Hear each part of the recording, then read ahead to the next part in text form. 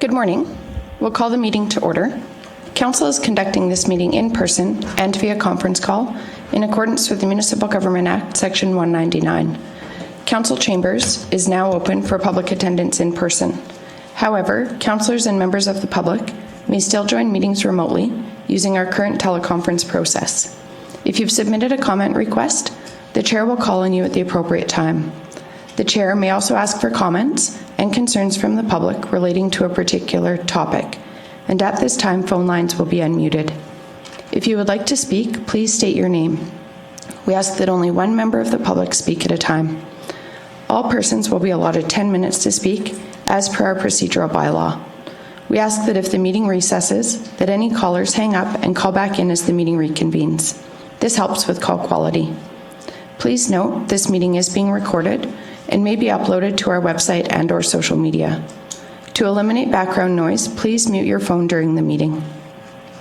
We also ask all attendees to mute their devices to reduce disruptions to the meeting.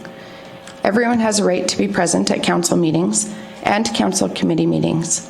Any attendees that are considered disruptive to the progression of this meeting may be removed at the discretion of the chair as per the MGA, Section 198. We thank you for your cooperation and understanding. Because we do have a hybrid meeting format today, we will conduct a roll call and we'll vote by exception today. Reeve Link is here. Deputy Reeve Clausen. I'm here. Councillor Laprise. I'm here. Councillor Bigger. Here. Councillor Eichert. Here. Councillor Kester. Here. Councillor Laurson. Present. Gotta be different. Due to the hybrid nature of today's meeting, we will modify our voting procedure. We will vote by exception. When it's time to vote, I will call for any councillor who is opposed to the motion to indicate verbally. For any motions with expressed opposition, we will conduct a roll call vote. We have an agenda before us. Does anybody have any additions or changes? We'll go. I've had a request if we can schedule in 4.1.4 RMA Resolution Surface Rights Advocacy. If we can schedule that for 1 p.m., that would be appreciated.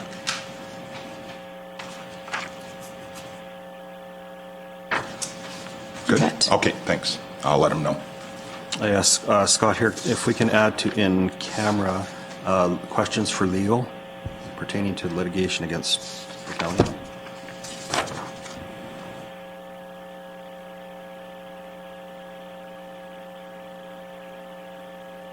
And then I have two invitations that came after one came before, but I didn't have details before the agenda was prepared.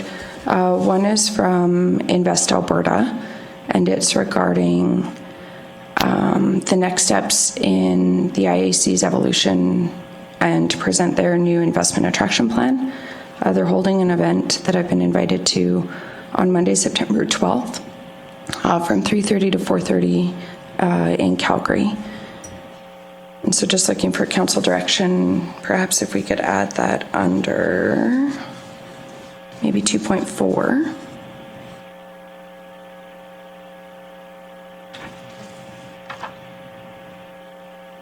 And then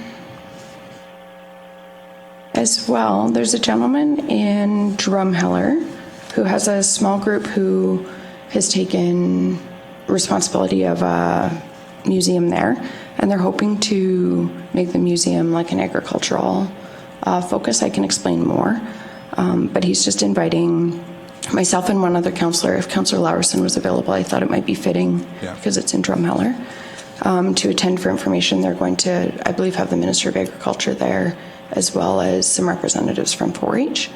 And so I'll share more, but I'd like to add that under 2.5. Any other additions or changes? Reeve Link Brian from administration. Administration did circulate both a paper copy and electronic copy of suggested edits to the RMA resolution, the draft resolution that's in the package just for council's consideration as well. Thank you. Thank you so much. Any other additions or changes to the agenda? If not, a motion to approve as amended. So moved. Councillor Larson has moved. Any questions or discussion? There's a possibility I won't be able to make the meeting after lunch. Okay, thank you for letting us know, Councillor Kester. Okay. Any thank other you. questions or discussion? Is anybody opposed? Motion is carried. We had the minutes circulated from our August 16th meeting. I did just have one note. On page 3, there's just a couple of duplications. If we could just have those. They're not substantive changes, just at the bottom where the additions for the performance review. I don't know if anybody saw any other edits.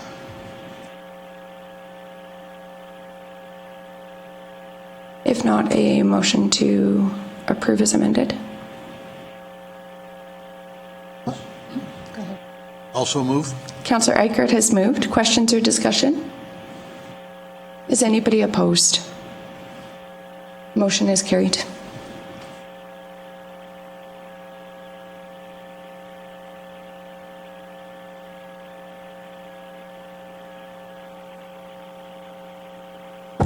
This actually will move to 2.4.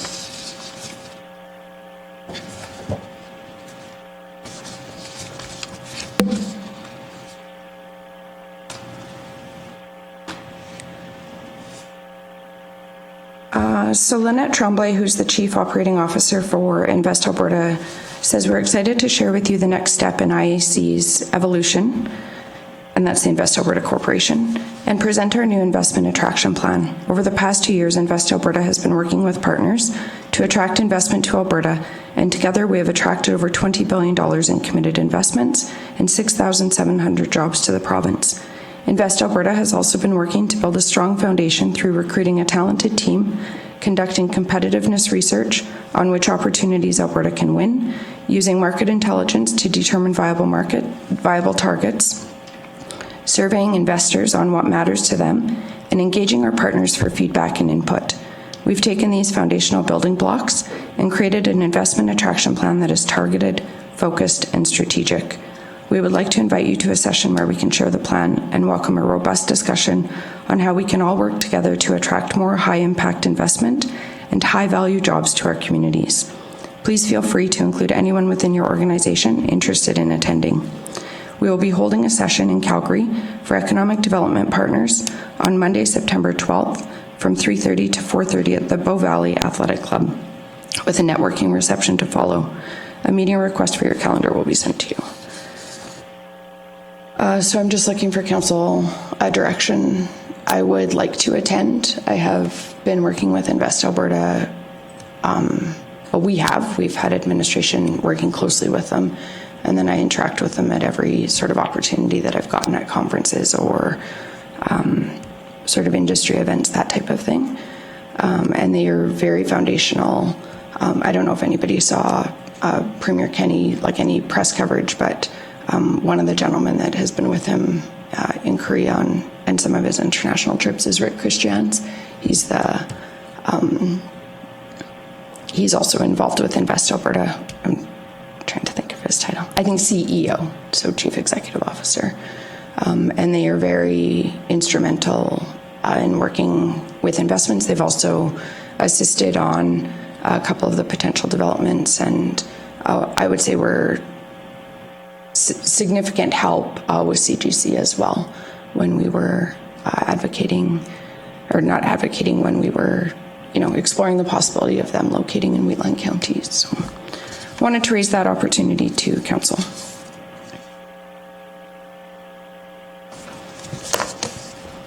I think it's a great opportunity and you should go. Or if anybody else can go too, or is it an opportunity, or you're just looking for one, or? Did say anybody, like I would assume that maybe there's administration, Go, yeah. whether Jamie would come or somebody from your department. I think it would be good. Nice and close, so is there any cost associated with it? Other than your time? No, it would just be the attendance. Okay. I'm okay with it. I'll make a motion that we per diem and mileage for the Reeve to attend the Invest Alberta invite.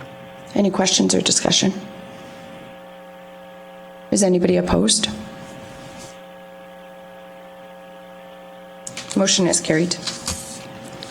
And then the second invitation is for October 12th, and it will be in Drumheller. It was Stan Solberg who invited. He's inviting myself and another councillor. The Minister of Agriculture and directors from 4-H Canada will be speaking to discuss creating a program in Drumheller and area. They are looking at taking over a museum, and while Drumheller is obviously primarily focused on paleontology, he would like to also recognize the significant agriculture in the area. And so from what Stan has shared, Reeves of Starland, Nehill, I think a representative from special areas. There may be another count. Obviously, there's probably a representative from Drumheller. There may be another rural municipality. Anyways, I thought it might be good for us to participate, and if there is a way to highlight agriculture. There was no ask in terms of support or anything like that, but he was hoping that he could have the Reeves from the area to get input around sort of that focus on agriculture and just highlighting the significant impact. So. You know what time it is? He said a more formal invitation would be coming with further details. Let me see if I wrote down a tentative. It sounded like it was going to be like an evening. Okay, good. It's Like just I get back to Calgary at 11:30 in the morning from Ohio, so. Okay. But if it's in the evening, I'm fine to go. Yeah, I believe he said tentative 5:30 start, Oh, that'd be and perfect. thought we should finish by about 8:30. Maybe we should get an alternate just in case, because you never know with flights. anymore whether We it's could even delayed. just say two like attendees from Yeah. Wheatland County, and then if something comes up for either of us, we can Yeah. make sure we have representation there. I can make the motion that we send 2 attendees from Wheatland County to the event. Preferably Reeve Link and Councillor Larson, being that he is the SP chair as well, would be Yeah. great. Yeah. Any questions or discussion? And of course, we'll bring back whatever information we can from the event. Is anybody opposed? Motion is carried. We'll move to the Reeves report. You'll find it starting on page 16. I do want to just say it was very impressive visiting the Archibald Biodiversity Center open house. So they put on an open house to invite neighbors, and there was some other levels of government. There was MLA Schgau and MP Shields were there as well. They did tours of the site. When this first was brought to council, I believe it was prior to, Councillor Kester would have been on council, but I recall at the open house in Namica at the time there were some concerns around like the biosecurity and issues like that for adjacent landowners who ranch. They've done an incredible job of ensuring that all animals are contained. There are no large carnivorous species kept on site there, but they do have several at-risk and endangered species that they are doing programs there. They also are going to have a large full surgical suite there as well, which was really interesting to see. I said we might tap them for humans if we can't shorten the wait lists. State of the art though, the entire facility is absolutely incredible. Their intergovernmental relations did also ask if he might be able to present to council. So if council's open to that, I would extend an invitation just to bring information so that all of council is aware of the programs that they're doing, how they're ensuring that biosecurity, and if you have any questions, then you could ask them directly if you guys are interested in that. Be interested? Yeah. Okay. As long as nobody objects, I'll have them liaison with administration to coordinate that. As well, the Royal Canadian Legion, the celebration of the 100 years of the Great War Memorial Hall was a really moving ceremony. We also did have a conversation. Mayor Fewell and MP Shields and I did stay and visit for quite a while after. They are obviously with a 100-year building looking to upgrade certain elements of it. The air conditioning wasn't working this summer, which does limit some of the events that they can have, as well the comfort for the veterans and their families and members who are gathering there. So Mayor Fewell did raise the idea that maybe there is something that we can do to coordinate maybe some joint advocacy for different grants and that type of thing. Some of the volunteers and some of their board had suggested that when it's time, they might like to also address council just on what some of their needs are. I did point them to our CURB program as well, and just let them know that we have that in place and that might be an appropriate, like if they're looking for support from the county, to go that route. But this really is pivotal to those who have served from this area. So I just wanted to share I guess more of a heads up that may be coming at some point. And I didn't get the sense that the request was necessarily for funding from the municipalities, but just some help in navigating some of those processes and the applications and that type of thing. So depending on our capacity, perhaps there's a way for us to assist with that, but I would have them come to council and make that request. And again, just pointed them to CURB. There's been obviously lots of meetings with a potential developer, liaisoning with the Premier's office and multiple cabinet ministers and their teams. Just a few sort of things that we're working out with those. As well, it was an honor to be invited by both the town of Strathmore and the Strathmore District Egg Society to attend the Strathmore Stampede. It was a good opportunity to network, and there was a lot of our ratepayers there as well. August was similar, further work on potential development.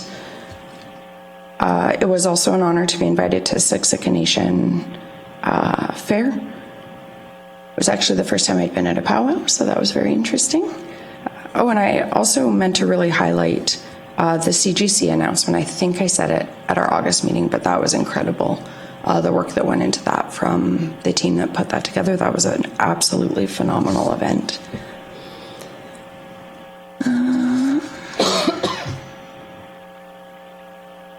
And as well, the event at the new service station with the Esso and the Burger King and KFC and Origin Business Park was also just a phenomenal event. That it was such a good opportunity to meet the developers and to chat with them. They do have some potential future plans for expansion, which really hinge on servicing. So I'm hoping that we can prioritize that. And as well, just a side note, I did attend a lovely long table dinner at Poplar Bluff. And she extended an invitation to all of council to watch for events on the farm. They do a fair number of events, and it was really well attended. There was people from Wheatland, but also people that traveled from all over Alberta to come. So they had the chef from the Flying Monkey out by Bicycle did the food. They do a different chef each dinner, so kind of a different style of food, or his was a fusion. I'm not a foodie, not well versed in that, but it was delicious. So just extending that invitation to council as well. With that, I will move my report be accepted as presented, and I am happy to answer any questions. Is anybody opposed? Motion is carried. I will move to 3.2, Deputy Reeves' report. Thank you. My report's on page 20 in the council package. The usual meetings, I provided the briefing notes from that. We're going to do that after every meeting, just so it's approved by the board, so we can share it with anybody that's interested in what's going on. I attended the Farming for Hospice barbecue in place of Reeve Link, where the Warwicks basically donated the proceeds from silage for a quarter, I believe, quarter section of land, the hospice. So it was good. They had a barbecue there, and it was also in conjunction with an ag tour. There was people there from all over the world, and it was pretty, I didn't know that's what it was, but it was pretty interesting to network with some people. And I was sat with a lady from Texas. And Councillor Eichert came as well, but you were there for Lions. Yes. Yeah, from Lions. I also attended one that Tom had on here. The stormwater management for Magna at Chestermere. That was really interesting. BRBC at the meeting here offered us to go, and I thought it'd be interesting to go see how they deal with the stormwater, and they spend a lot of money in Chestermere on stormwater. But ultimately, to get rid of the water, they ended up putting it on a field and irrigated it. So, very interesting, very expensive. But the future, I could see it happening in a lot of places. What else was there? Good. If there's no questions, I'll move my report as presented. Any questions or Just discussion? one question, Scott. Yeah. The hospice, Warwick's actually bought the silage that was produced that day. The land that the silage was growing on was donated by Nutrien, and individual interested parties can buy acres, I believe, for $300 an acre. It's strictly a fundraiser. So yeah, the Warwicks actually bought the silage, and they're very instrumental. All the area farmers around there either sprayed it or seeded it or participated in it, right? Okay, so it was actually Nutrien's property, I believe. If you want further clarification, I can certainly get a written report. Well, thank you very much for the clarification. I wasn't exactly sure how it worked. Kind of went there and was learning as I was going. Thank you for that. Yeah, I know that there's a significant number of partners that kind of do joint collaboration to make that project work, and it's a huge fundraiser, so very important. I believe they're also still selling, you can buy an acre. I think it's $300 donation, which obviously contributes to inputs and costs and the success of the project. So that opportunity is still there as well. Any other questions or discussion? Is anybody opposed? Motion is carried. We'll move to 3.3, Division 1 Councillor Report. Okay, my report is on page 22 in the package.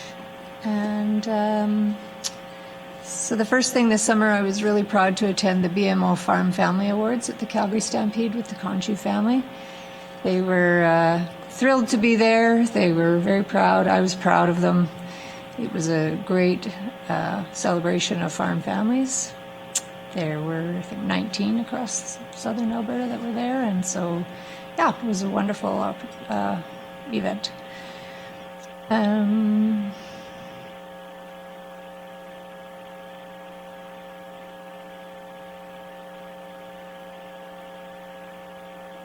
SWAT team had an Addiction Awareness Day on August 31st, and so they often do events in conjunction with other organizations. So with FCSS, they had a naloxone, which I see I spelled wrong, sorry about that, training session at the library, and then there was a vigil I wanted to go to, but we were busy farming.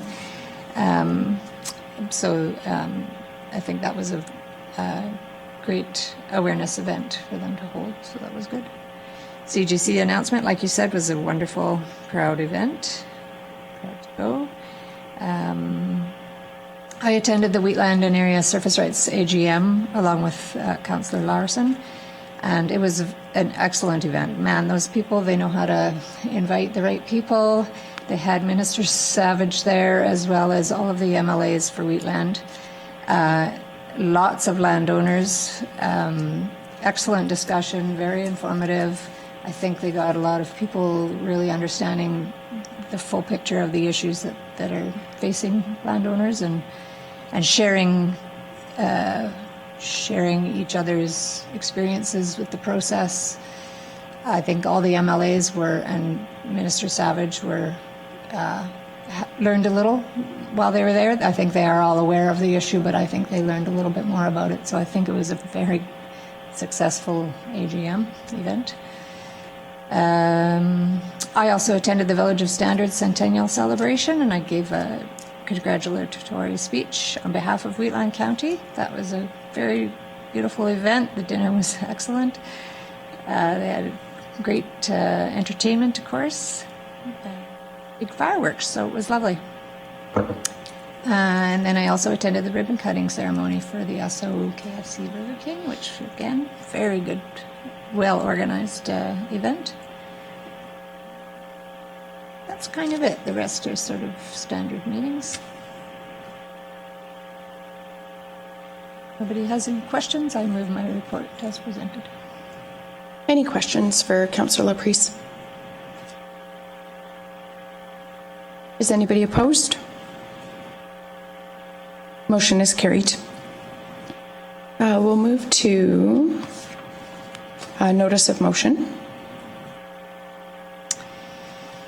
This I brought forward in the August 16th meeting, and so I would like to ask that Council consider entering into a MOU with Strathmore and Wheatland Chamber of Commerce for an annual contribution towards the events that they put on. This started with the town of Strathmore entering into agreement with them. They've agreed to provide a $10,000 annual contribution. With theirs, they had a number of things that they wanted the chamber to do, including, I think there's 5 different events that they wanted the chamber to take over. Some of them had been done by the town, but they were sort of passing that along. And then typical kind of chamber things that they do, they wanted them to continue to do, like sharing economic development and knowledge about what companies are moving into the area and those kinds of things. So, so given that they had done that, we thought that perhaps we could approach Wheatland County.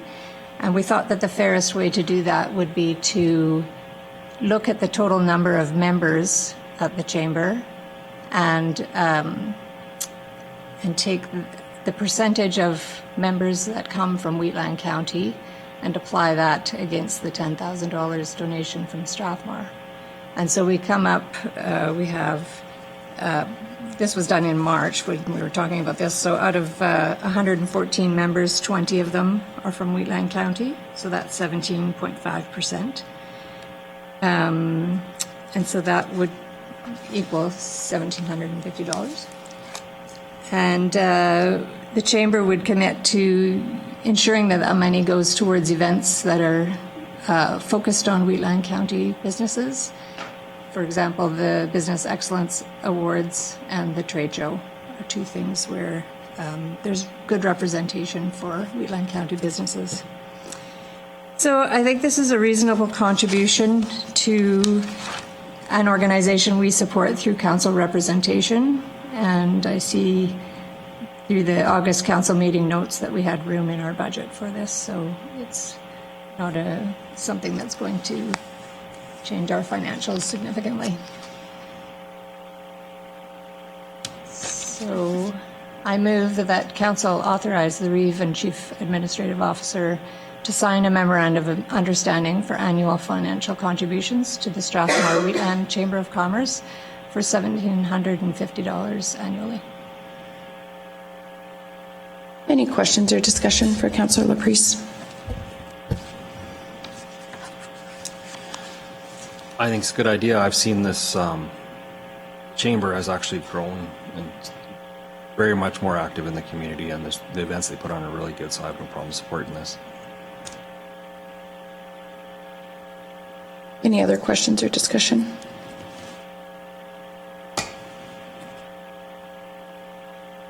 Yeah, I would echo Deputy Reeve Clausen's comments. They've been doing a phenomenal job of, I think, outreach from end to end, actually, of the county. I think they've gone into all divisions and have been actively having meetings with businesses and trying to raise awareness for rural business and really making that joint focus on both sort of the town of Strathmore and businesses there, but as well the businesses in Wheatland County, and doing some really good events and support for the businesses.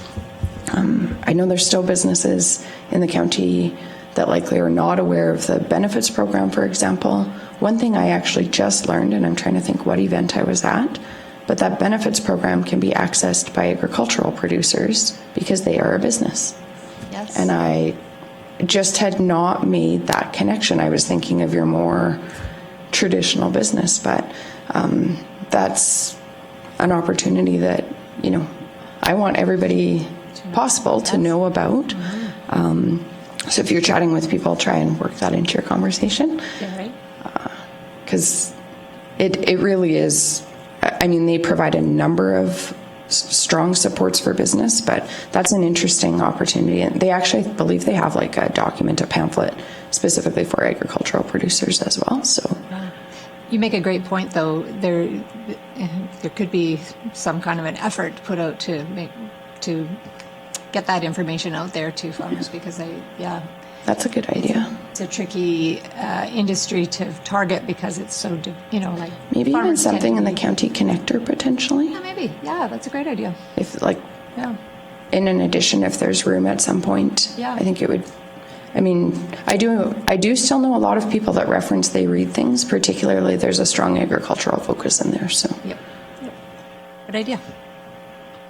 yeah, I fully support it. And as well, just to note, we have done donations the last few years to the chamber. I like this model better of having it be done sort of more proactively versus reactively. I like the model. Councillor Bigger was always a strong champion for businesses on that board as well. And they did phenomenal work, and we were happy to support those efforts. But I like having this sort of commitment so that you guys know in advance that you have access to those funds, and it does directly support our businesses. And I like the rationale of how you developed it, so fully support. Any other questions or discussion? Is anybody opposed? Motion is carried. We'll move to 3.4, Division 3 Councillor Report. My report is on page 27. Going through July, the Cgc announcement was well attended, well done. Thank you to staff.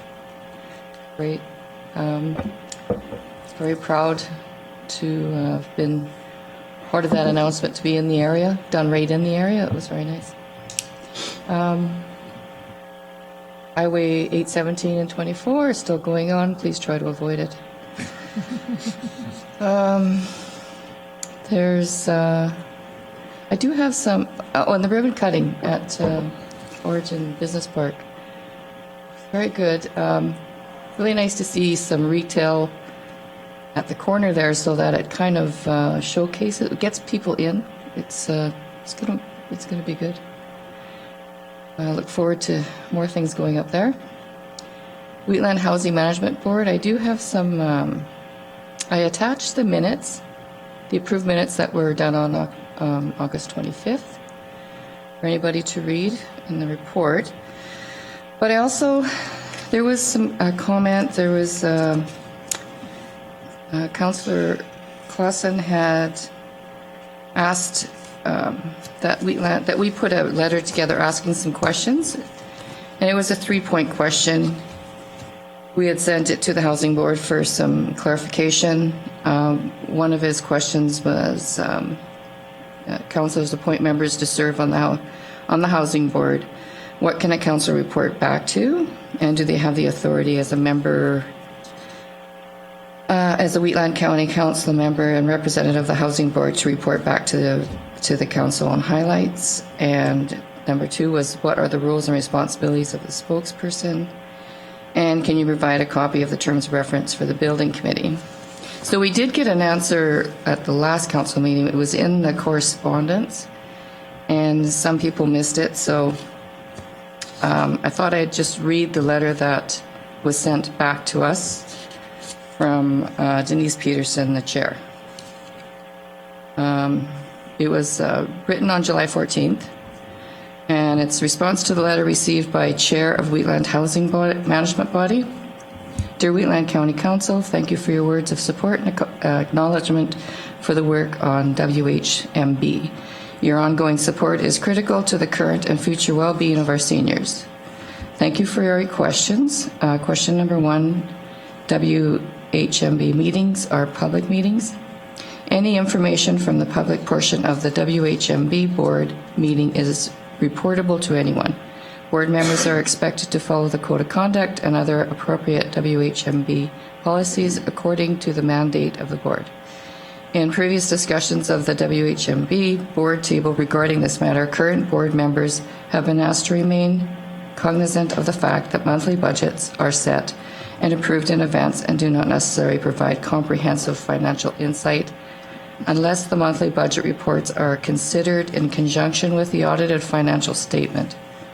Ratified minutes of every meeting of the WHMB are sent to every board member. It is current practice for some councillors, Strathmore, to include the ratified minutes of the WHMB in their monthly meeting agenda. In some instances, verbal and written reports are made by councillors to their respective councils.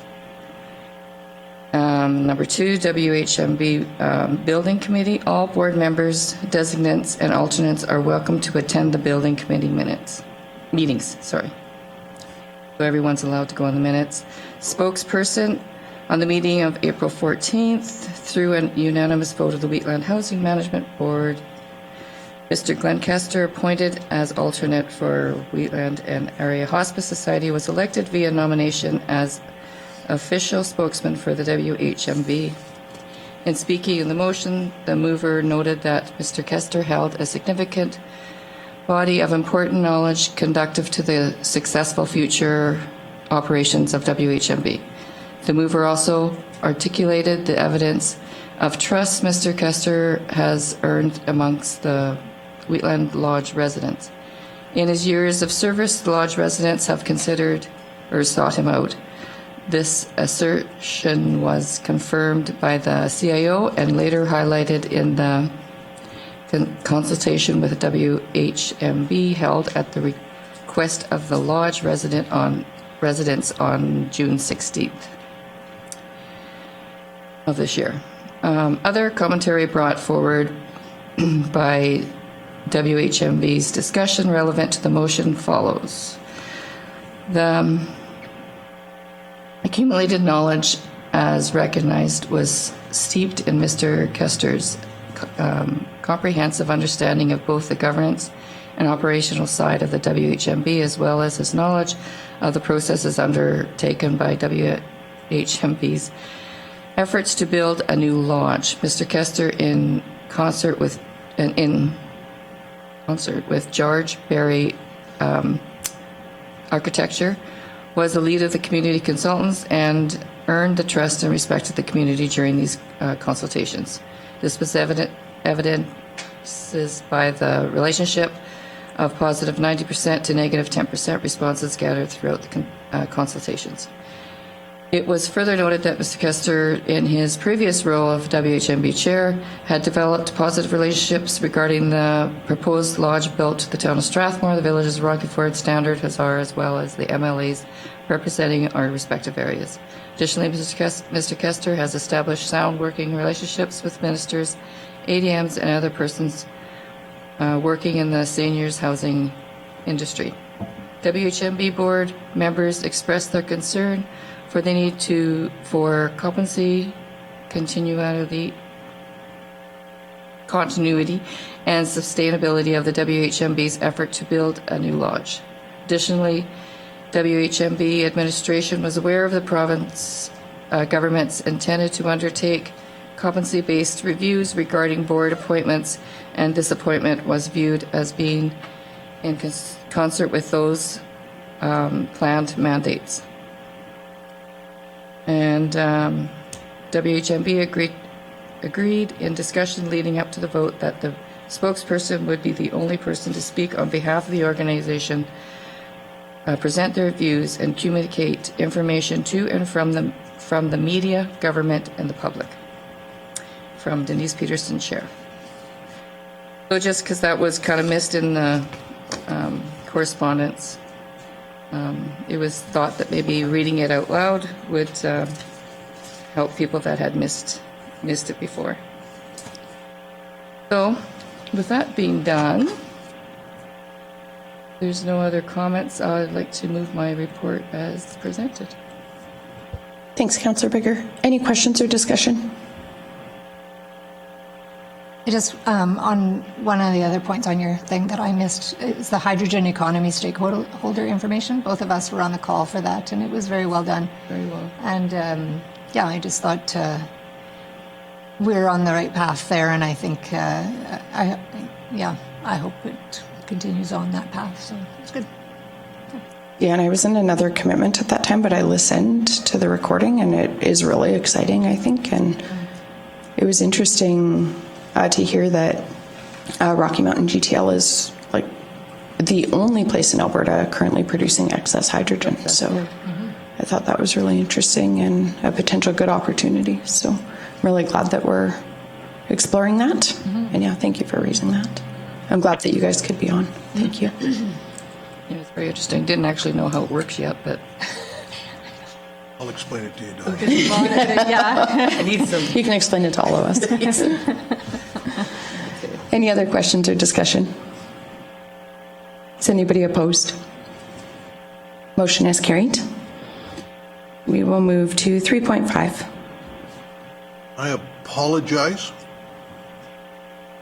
I thought I had sent this, I did not. But you have a copy of it in front of you because we have good staff.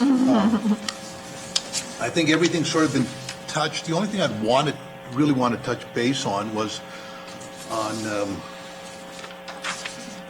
July 30th. We were in the Strathmore Parade. And I would really like to see a thank you letter sent to Keith Drake for allowing the use of his 1946 Dodge truck for us to use as a floor. It was a beautiful deal. The amount of work that I demanded and short notice that Keith do was incredible. So I'd like to, if it's council's wishes, I'd like to send a thank you letter to Keith Drake for use of his vehicle for the parade and for all the time he put in to get the vehicle in tip-top condition, because I made a lot of promises that I did not keep, and he had to do it all himself. So, but yeah, so, so if I can get, do I have to make a motion to send a letter? Sure. So I'd like to make a motion right now to send a letter to Keith Drake, thanking him for the use of his vehicle for the Strathmore Stampede Parade. Any questions or discussion on the motion? Also, he drove as well, so that was big for us because that was an old truck. Did we ever find a picture? Because we never got a good picture of that truck at all. If anybody has a picture of a side profile anywhere, it'd be great to give. Yeah, if anybody has seen one, I've scoured through the everything. internets. I contacted the chamber and the town of Strathmore. No, it's just and it got missed. Normally, I'm pretty snap happy, but we were running. Yeah. Actually, we weren't running this year, but we're the walking. only one that actually rode was Scott. That is a tradition of me in the parade, and it will continue to be that way. And I have no problem with that. Candy should be thrown, not hand delivered. That's what a parade is. I would have taken the penalty and been fine with it. Yeah, there was some interesting discussion that morning. Yeah, I fully support the thank you. Very, very grateful for the truck and everything that Keith did. The truck was perfect. It's so fitting for us from Wheatland County, and yeah, incredibly grateful for what he did to bring that in for us and drive and let us use it. So, great idea. Any other questions or discussion? Is anybody opposed? Motion is carried. And I just want to touch base on the hospice lunch at Bruce Farms. I think it just shows how committed our agricultural producers are to the community. I mean, it was held at Bruce Farms, and they do an amazing job. But there's an awful lot of the producers out there do, and they don't ask for any. They're not doing it for any publicity or anything like that. They're doing it because they are good community citizens. Cgc announcement put on by staff, helped by staff, was absolutely amazing. It was a good time. It was a lot of, it was just a good thing. And the grand opening for the Esso and the KFC and Burger King. Talked to the owner, and the amount of money these people put in to get something going is just mind-blowing that you'd put that kind of money out in order to maybe make a profit, to make a successful business. So I just want to thank all the businessmen in all of Stratton, because it is, it's tougher and tougher to make a living. It doesn't matter if you're farming, if you're retail or whatever. So I just want to thank everybody that does this, and because they don't do it for the glory. So anyways, with that, I will move my report. Any questions or discussion? And just a note, I was very grateful that Deputy Reeve Clausen attended the hospice lunch. I was in Edmonton negotiating LGFF with Alberta municipalities, or I unequivocally would have been there. So I was very grateful Deputy Reeve Clausen could be there. Any other questions or discussion? Is anyone opposed? Motion is carried.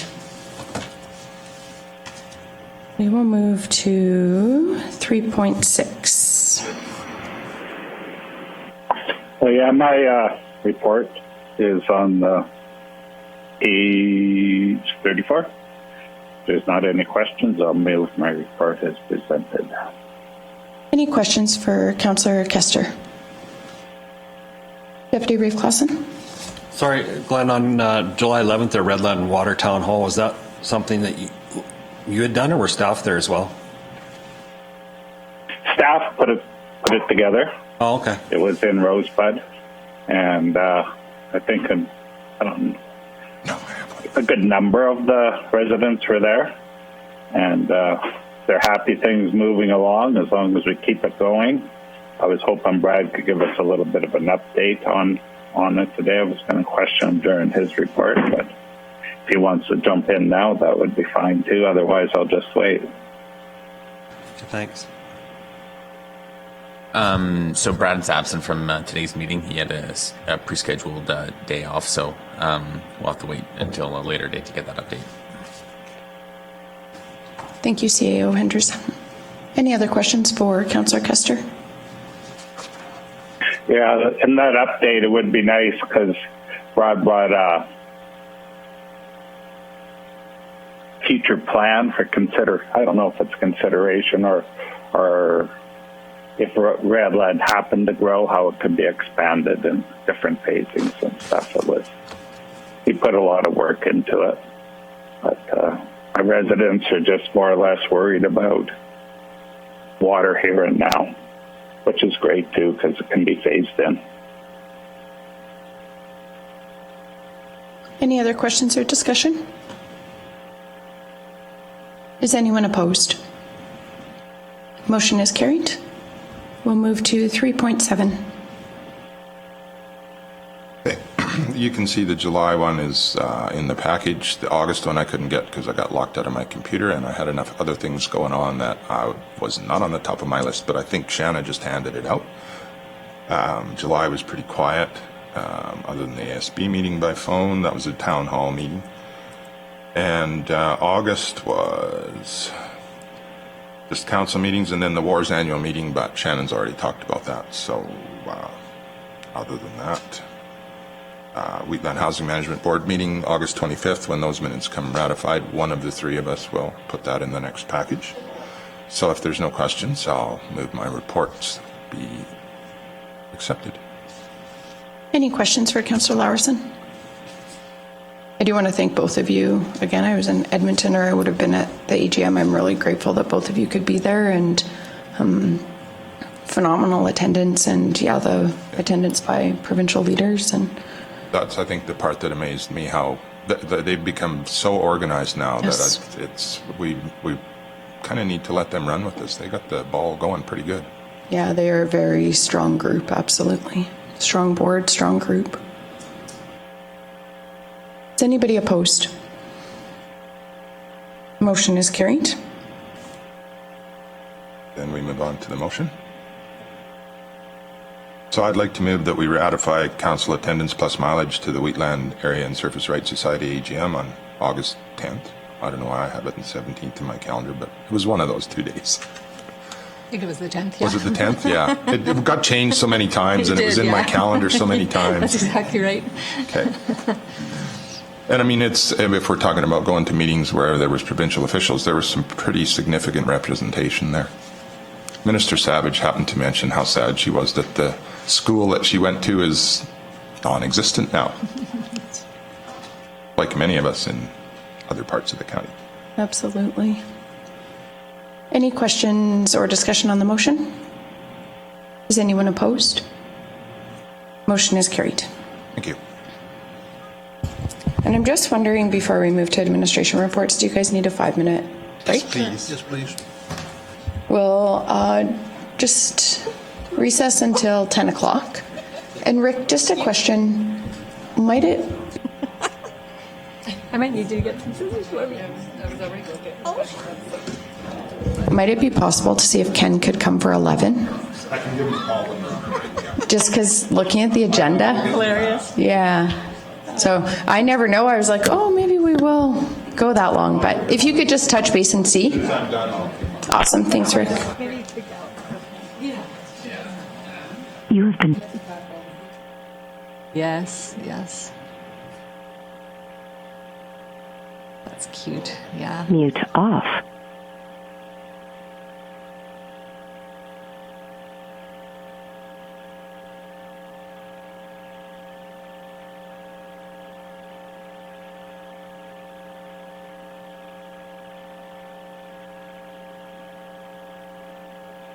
We'll call the meeting back to order.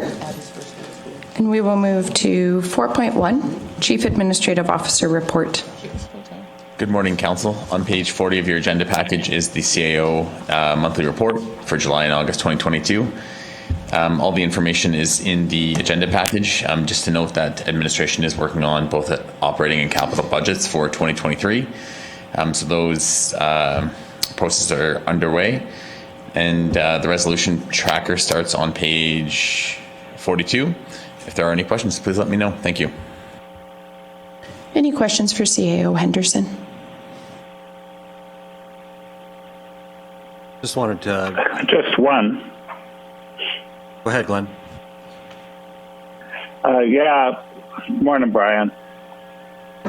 You had mentioned that Brad is not being here today.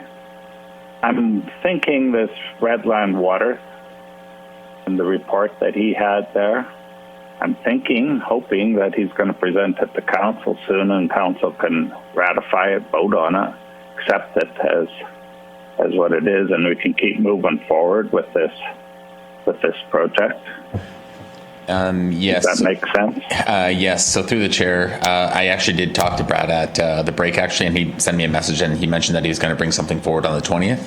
The council meeting on the 20th, and there are other administrative staff as well. So Bryce is here, the manager of technical services, and he may be able to answer some questions during the transportation and agriculture monthly report. But we do anticipate a report coming on September 20th for council consideration. Thanks. Any other questions for CAO Henderson? Deputy Reeve Clausen? No questions, just comment. There's two here, the CM 2020-1265. They're funding for $15,000 for third-party governance operations for WRC. It was brought up at the last board meeting, and there was no motion made, but the board, majority of the board basically said they don't want to do this. So we could get I think what we should do is go back as county and just get an actual motion and get it defeated or approved. So we can take it off the budget. That would be the most appropriate way. My fault for that. I should have done that there. So we got a stronger opinion on that. And then on the other one for wastewater and service agreement, I asked the staff about that there, and sounds like it's pretty well finalized, just working the fine details out with staff. So hopefully those two can come off. So I wonder, just for a follow-up action, if you could do a motion to put forward a proposal for that review to WRC, and we could outline some of the rationale that we had discussed. I don't recall. And I would have to really zoom on my screen to go back to that council meeting, but perhaps administration could go through that and prepare a proposal that you could then take to the board. That'd be great, and say the reasonings behind it and get a final decision from the board, and then we go from there. So perhaps a motion to direct administration to draft a proposal to be presented to the Wheatland Regional Corporation Board, outlining the rationale for the request for, what's it worded in that resolution? A governance review? Independent third-party review of governance and operations. Governance and operations review. And it was brought up about operations, and the WRC board did not feel it had anything to do with operations, but I see on this the original motion was that. So yes, definitely a review and would be helpful. Are you moving that? I'll move that motion that you made, or that you crafted. Does that capture what you were Yes, thinking? actually, that will help a lot. Thank you. Any questions or discussion? Is anyone opposed? Motion is carried. And then the agreement, I don't think there was action required on that because you said it's very close. Okay, perfect. Any other questions for CAO Henderson? I just wanted to compliment, I don't know a lot about CORE, but that 94%, I just want to congratulate you and your team. That seems like a very good score and showing a high commitment to safety, so thank you. Any other questions or discussion? I'll make the motion that council accept the July and August 2022 CAO report as information. Any questions or discussion? Is anyone opposed? Motion is carried. And I'll move that council accept the September 6, 2022 council resolution tracker as information. Any questions or discussion? Is anyone opposed? Motion is carried. We will move to 4.2, community aggregate payment levy. Yes, good morning, Council. So on page 49 of your agenda package, there was a request from Councillor Bigger to discuss the community aggregate payment levy. So administration worked collaboratively to bring some information forward that we thought may be relevant for Council, just in their discussion today. And all the relevant information is included in that report. It starts on page 49, but I'll leave the floor to Councillor Bigger to discuss any issues or information she may wish to bring forward to Council. Thank you. Just wanted to review to see when the last time, what the rate was, and with things going up in costs and more aggregate coming out in certain areas, if the amount was reflective of what residents have to go through for this progress. And I understand that going forward, that of course there's only so much of the aggregate out there and its progress, and we need to, it's a need and a service that we need, but wanted to know the rate. And so, as you can see, we're at 30 cents. And we are closer to the bottom, a lot of 40s, and I was wondering if council would consider our, I think it comes due on December 31st, would be the last reporting time, that if we give notification that the rates could go up to 40 per ton. It's been a while since we reviewed this. And just with the amount of dust trucks in some areas, I mean, it's a good bylaw that it goes back to the community. So, because they're the ones that have to put up with the noise and the inconvenience. So I don't know if you need a motion. If I can discussion. Just add, RMA, industry, and Government of Alberta have been in pretty significant engagement. And I meant to grab my file and I forgot to grab it this morning. But the cap levy, I believe, is set to expire end of December 2022. And so there's been a lot of work on reviewing the legislation as it currently is. I believe the provincial cap on the cap is 40 cents. And so there's been discussions around that, the original aims of the program, discussions exactly like you're saying around where the funds go and are utilized. Some municipalities do a really good job of recognition of the cap and the impact in the community. I don't know if you've been near East Hills, but Rocky View has some signs up like this project, community aggregate payments have contributed to this project on, a specific road or something like that. So there's a lot of work. I just might ask if we, rather than going through a lot of work to review it, I do think, as administration noted, it should be reviewed and revised. Might be prudent to wait until after that December, just because I could anticipate that we would need to review again following that if there are changes made to the legislation.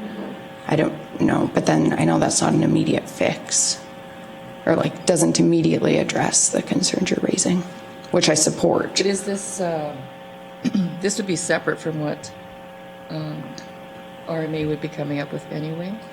Our ability to levy the cap requires that legislation. So if that changes, then, for example, they could change the cap on the cap, lower or higher. What I'm saying is that that takes if we wait and that takes 4 to 6 months. I anticipate it should be done soon because they'll want it in place. I think we'll want the final in place before, GOA will want to finalize that before the current expires. And then was what the aim was. Notice though too, right? To the. I mean, there's no harm in going to the 40, making some more minor amendments and maybe saving a thorough review. Yeah, that's what I'm thinking. Question.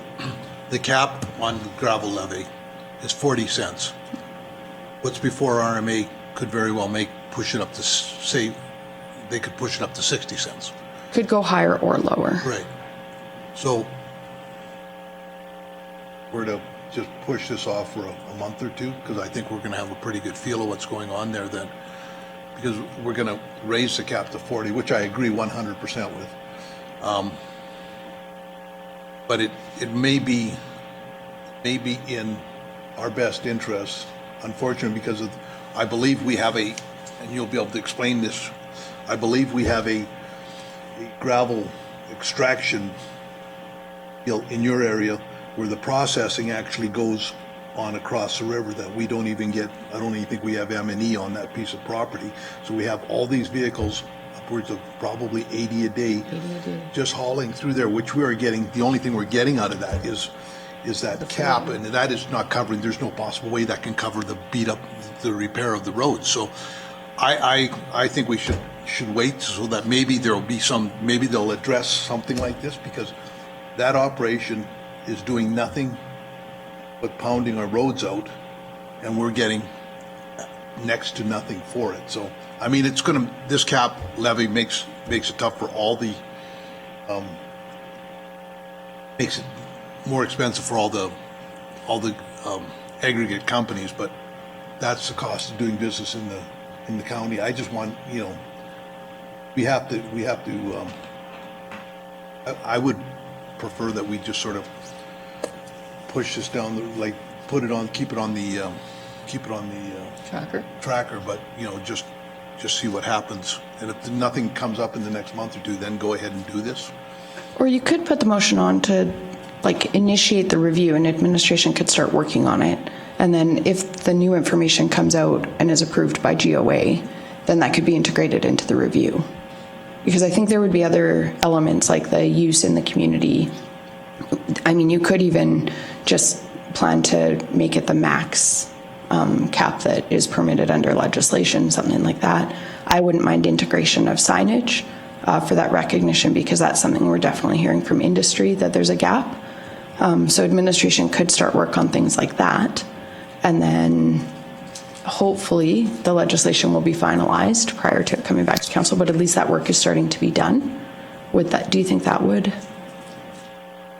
Yeah, I'd like to do something now and at least get it rolling, because there's so much notice that you have to give everybody and everything takes so much time. Yeah. No, I think that's fair. I mean, even if we upped it, added signage, and directed it to be used in the community, the use in the community and the amount, is that the two key things? Yes. That you were highlighting? Yeah. And for me, it would be the signage, just to denote recognition of the. I've never heard of anybody doing signage. Yeah, and I only know actually because helps of the engagement with the industry that they would like recognition, and it's fair. Yep, absolutely, and for sure. So how do you want just to? So perhaps to direct administration to review and revise the bylaw. Yeah. That work? Maybe just a suggestion, that a potential suggested resolution, maybe that that council direct administration to review bylaw 2018-05 with potential amendments to be brought forward to council in either in November or December 2022. Okay. Yeah, even if you just said at a future, as soon as, or just to bring it back, and then that could be as soon as possible, because it could be finalized shortly. I did mean to check the timelines, I'm sorry. And then I wouldn't just mind also, and again, this is something I've been meaning to do, I wouldn't mind some information just on how Aggregate is taxed, like the operations, because I've had questions about that and I don't completely understand it myself. So just some education for us. I think Dennis reviewed it one time. Did he? Yeah, but. And if I'm the only one, then I can just look it up. Yeah. You went through the equipment part and that. Right. Right, yeah. That might be good for, I've not heard of it. Yeah. Just a review. Yeah. So let's deal with the motion for the bylaw first. So I'll move that staff bring back bylaw number 2018-05 with changes in. Are you good with Brian's proposed motion? Yeah, what Brian said. Okay. Does anybody have questions on the motion? Or discussion on the motion? No question. I'll support the motion. Just a note, because I have hauled gravel recently out of Spy Hill in Calgary. In that area, there's quite a few gravel pits, and those leases are coming up in the next year or two, and they will not be renewed because of development in the area. That pressure from those, the one pit I was in, there was 100 trucks waiting at any given time to be loaded. They're going to go somewhere, and they're coming this way because they can't go into the mountains. They can't. The Cochrane is hard to get into, so those trucks will be coming this way. They need aggregate to live. We need aggregate for everything we do. So one thing I'd like to see, I realize it's just a mathematical equation here, but the 30 cents times the amount of money to actually figure out how many tons of material that is. Probably show you how much is, because that tells you how much trucks actually are hauling, depending on the truck. But I did have a question too, in it. Who is responsible for the making sure that it's reclaimed properly? That's the government, right? My general thought, I'd have to confirm this, but it would be with the developer or whoever is extracting the the aggregate. So our gravel pits, we're responsible for reclaiming those ones back after we're done with them. But I'd have to confirm that. I assume it would be a part of the development permit application about the reclamation. But who goes and says this? Certifies it. Like certifies that it's good.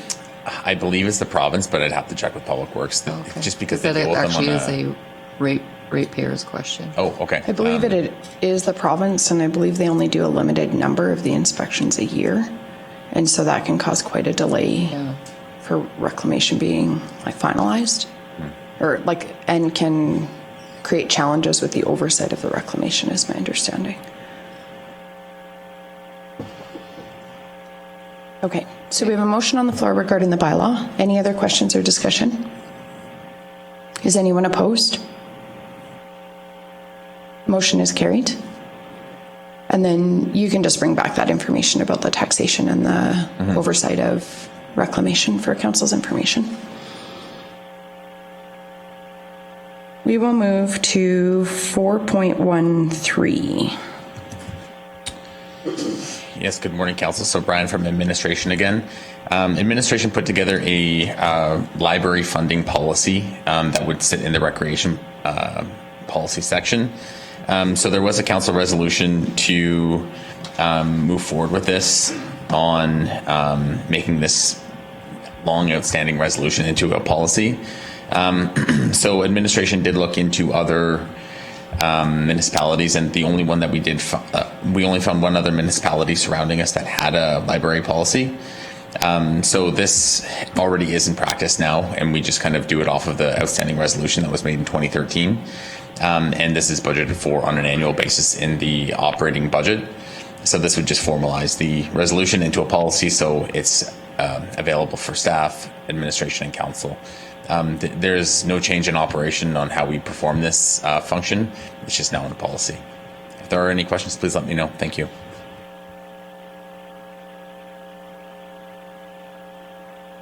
Any questions for CAO Henderson? I just had one minor amendment to propose, and that was just around adding some language on page 65. Just under the purpose where it says Wheatland County supports literacy by contributing to the operating of libraries throughout the county. I like that. I just would propose a consideration of some sort of verbiage to recognize the libraries as hubs in our communities. If you review some of our libraries' websites, you'll see the sort of the breadth of services and programs that are being offered. There's certainly a lot of them that relate to literacy, but also you'll find far-reaching programs, everything from adults and seniors programs to baby and toddler programs, ESL programs, employment programs, family programs. A lot of people access digital services, computers, that type of thing in our libraries. There's often other cultural activities, whether they be for special occasions or events, but just something to sort of integrate into the policy that sort of hub of the community idea. And I didn't craft any wording around that, but it could just be like an addition of a word or two. I don't know council's thoughts. I like that idea too. Libraries are changing to become more all-inclusive services. You have been muted. To unmute yourself, press the star key twice. Mute off. As long as we Mute make off. it generic enough that we in no way insinuate that all the libraries have to do everything, right?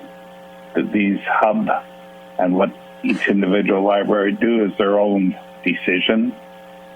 We're just providing funding. I don't want to make the funding hingent on, oh, you do this or you don't do that. So just keep it generic as much as we can. Yeah, absolutely agree, Councillor Custer. Councillor LaPrice? nothing else. So, yeah, nothing more. Deputy Reeve Clausen. I've struggled with this for years, and I'm going to continue to struggle with this. When you talk about hubs and things like that, I've recently seen a library that's, and I won't mention where it is, but they have tool rentals and things like that. And I just, it really bothers me that I understand what they're trying to do. They're trying to get support and trying to get more membership, but that's a business idea. There was a tool rental place in this community, and they're offering it. There's some bizarre things that they do. Video games and things like that. I think a library is a place for books and for learning, and I get that, but it's a creep. Like, where does it stop? I will clarify, it's not a tool rental, but they do have a library of things. So there are... So, okay, but there's a private company that makes money off renting tools. Why would a library give that away and take business away from somebody on public money? Yeah, that's fair. And there's companies that obviously publish books, and they are compensated for it. Obviously, the companies that produce the physical items in the library of things are also compensated. It's a fair point that, like, a rental service could be impacted, but you would not see the breadth or depth of tools that a rental company. I think it's something like you might be able to borrow, like, a drill. And the concept is, if you're living in a finite space in your home and you might need a drill once in 3 years, if you don't have family that you could borrow it from, the concept is that you could borrow that, or that you might borrow some of the libraries. Even one of ours that serves our ratepayers has snowshoes, so you could go and borrow snowshoes for a very short period of time, try them. And I've talked to a few families who have borrowed them from the library, found out they love it, and then they go and they purchase them. So it's this actually just came up at our Marigold meeting as well, some discussion around this, and even from a sustainability perspective. So I have things sitting in my garage that I bought that my kids tried once and did not love, and now they're literally just sitting there.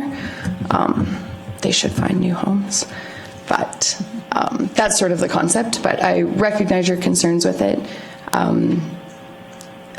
Some language I could propose might just be in recognition of libraries as community hubs. Wheatland County supports literacy by contributing to the operating of libraries throughout the county. Just something very simple like that, just to recognize that literacy is obviously a prime function, but that they do contribute.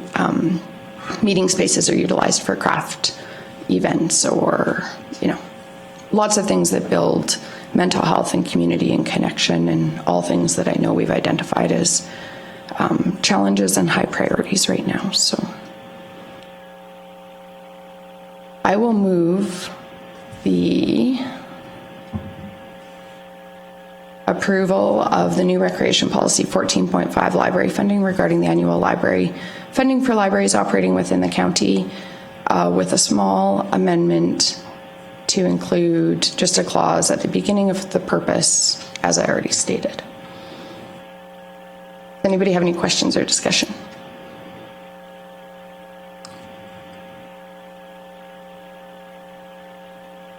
Is anybody opposed? I'm opposed. Okay, we'll do a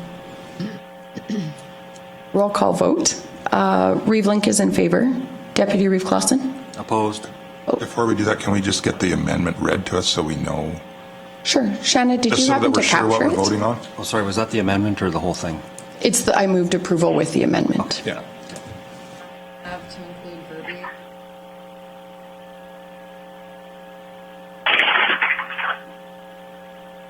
So the first sentence of the purpose could read, in recognition of libraries as community hubs, comma, Wheatland County supports literacy. And like the rest would be as per what's presented. Is that good, Councillor Laverson? Yeah, that's fine. Okay. Thanks. And if anybody has a better suggestion for that, I am very open to that. Okay. Reeve Link is in favor. Deputy Reeve Clausen? Still opposed. Councillor Laprise? In favor. Councillor Bigger? In favor? Councillor Eichert? In favor. Councillor Kester? In favor. Councillor Laverson? In favor. Motion is carried. Good discussion. Thank you. We will move to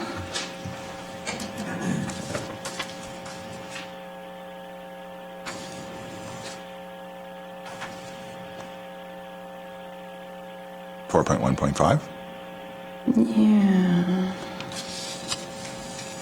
We did have a 10:30 closed session appointment. Perhaps we want to move to that.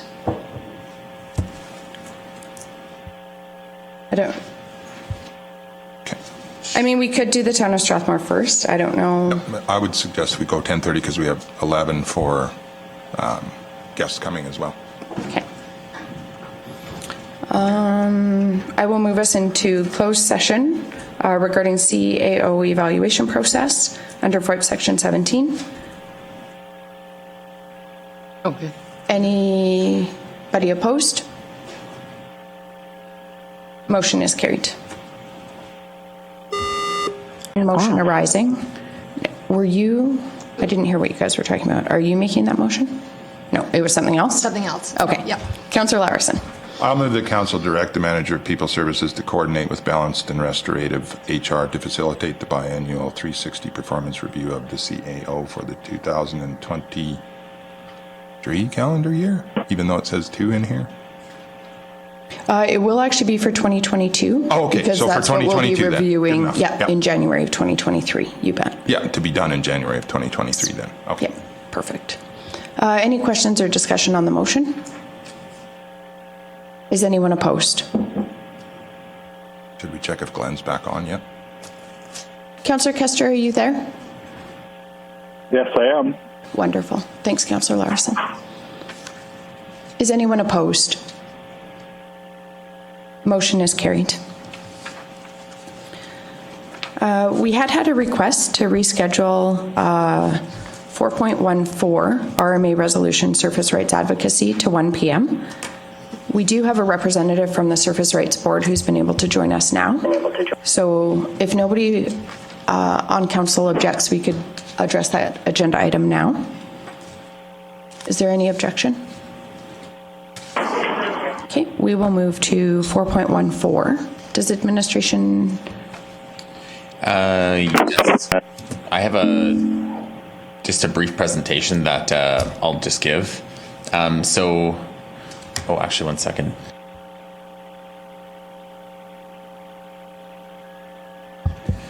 So we just have 2 staff members that will be joining us shortly, but what I'll do is I'll just start the presentation. So this was a resolution that council had passed back in February, was to bring forward a resolution to the spring RMA. Unfortunately, we did miss that deadline, but administration and council have been working with community stakeholders on this resolution as well. So kind of the refined resolution that we did come up with has been circulated to council. It was circulated to council electronically, and it was circulated on August 24th, 2022. And council had the option of circulating that to the stakeholders as well. The steps of the process that administration undertook are on page 66 of the agenda package. And we did have, I did ask council for feedback just in case. So what we did was we collected the councillors' feedback. I did receive written comments back from Councillor Laprise. So what I did is that we took her comments, which contextually didn't change the resolution that much. And then we took those comments from Councillor Laprise and integrated those into the resolution, and those have been circulated to council. And that's about it. And if there are, one other point to note as well is if this resolution does receive council, passes at council today, it's administration's understanding that it would be the reeve to present the resolution at the district meeting. And if not, it should be generally agreed to on council who presents it at the district meeting. And that is all I have. Thank you very much. Oh, and maybe I'll leave the floor to Councillor Laprise to maybe discuss any of her amendments that she put forward. And all the amendments are in green. Thank you.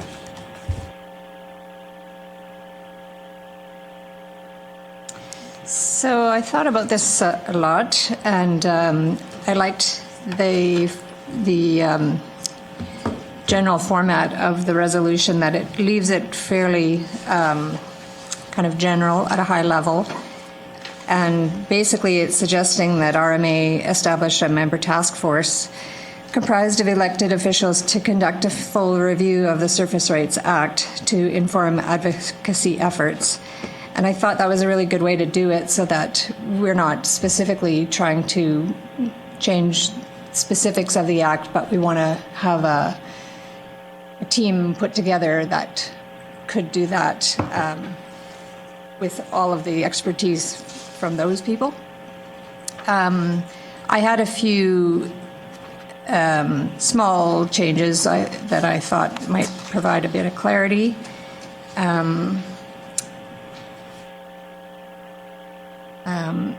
Actually, I wanted to step back here. At first, I was thinking about this resolution, and it talks about reviewing the Surface Rights Act. And I started wondering if we should also have a review of the decisions the tribunal is currently making, because they've kind of taken, they're making decisions based on a reasonableness criteria, and that can be applied to an application for owed compensation. And then they use that precedent to apply that to other future applicants. So it could very easily erode the compensation that's technically owed to a landowner. And so that's certainly a concern that everybody has. And it could potentially grow beyond the few operators that are working in our area and they're affecting our landowners. It could balloon out to all operating oil and gas operators, because if they see other people doing it and getting away with it, why wouldn't everybody else do that? So first I wondered whether we should also have a review of the tribunal and its decision making. But then I thought, well, okay, but if we're going to review the Surface Rights Act, that could be tightened up so that the tribunal has more of a clarity around how they make their decisions. So I'm curious what other people think about that. And then I guess I could outline just some of the smaller updates or whatever changes I made.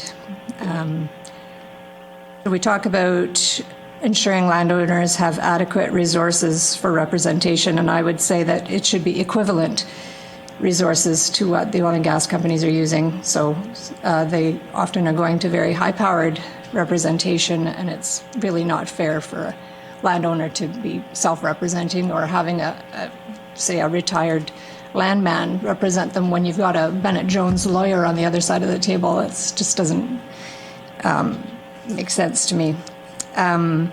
We also say in our first whereas that agriculture producers remain some of the most skilled individuals at growing, harvesting, and producing high-quality food products for all Canadians. I would say it's also international markets. Secondly, I just thought changing the whereas, the oil and gas industry remains a staple in the Alberta economy, which relies on the cooperation of landowners for providing access to the surface lands for the purposes of extracting natural resources. So I just thought that was a little bit clearer. And then in the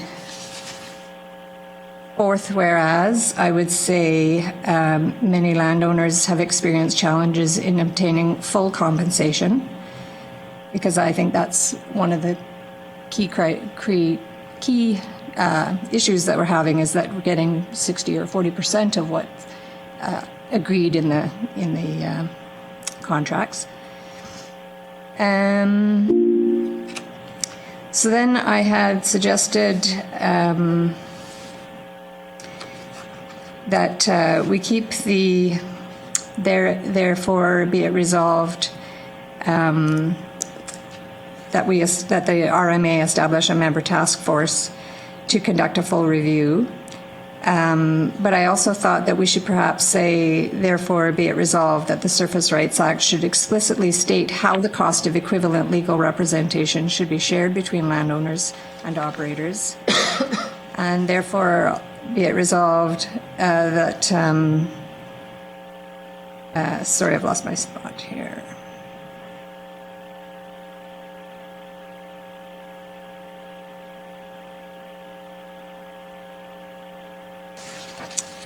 Yes. That be it resolved that the Surface Rights Act provide clarity about the meaning of negotiate in good faith, because that is where everything kind of starts from. If companies just say, we're not going to pay you what we have been paying you, I don't think that's negotiating in good faith. We're going to go to the tribunal. There's no negotiation. So I think maybe there needs to be just more definition about what that means so that we don't end up going always to the tribunal. And then I had a couple of comments just in the member background. In the second paragraph, we talk about how those negotiations had been occurring in the past, and how the costs now to landowners to defend their position. I would add a sentence at the end of that saying that these costs are rising as some operators are choosing high-level representation, which is usually out of reach for landowners. So that was for my previous point. And then in paragraph 4, we talk about compensation being eroded over time by the fact that leases don't include an annual cost of living adjustment. And I would add, until recently, negotiations had resulted in increases in compensation to account for this cost of living adjustment. However, the practice seems to have been abandoned by some companies. And finally, there's a minor typo in the final paragraph where it says,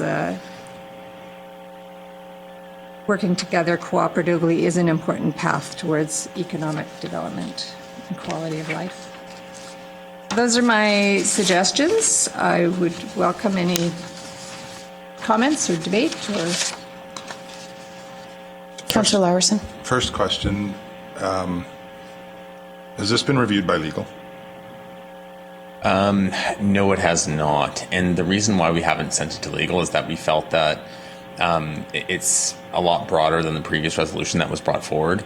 And there wasn't any terms in there that we felt, administration felt that would put the county in any sort of legal exposure through a resolution put forward to a potentially provincial body. Okay.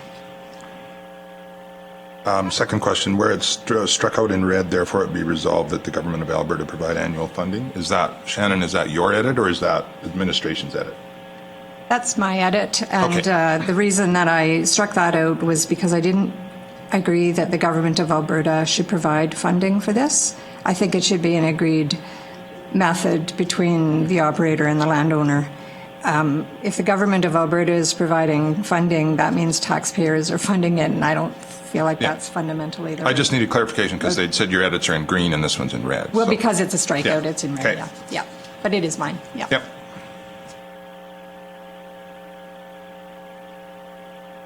Does anybody else have any questions or discussion?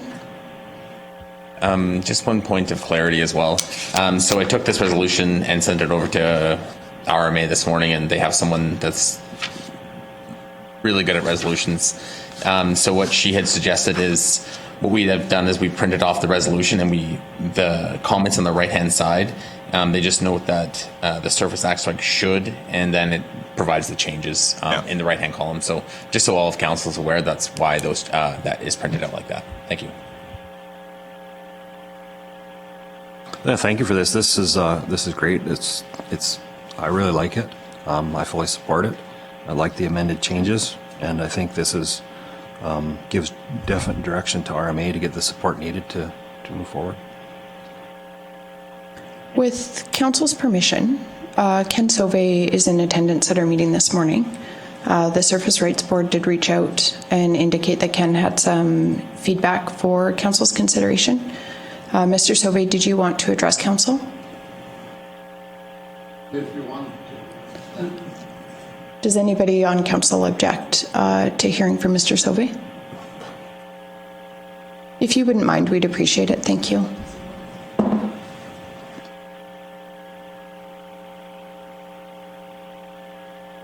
Good morning, and if you could just state your name, even though I just did. Okay, it's Ken Sovey. We've rented out our farm, but we still own the farm north of Gleason that's been there and going on into the third generation now, I guess.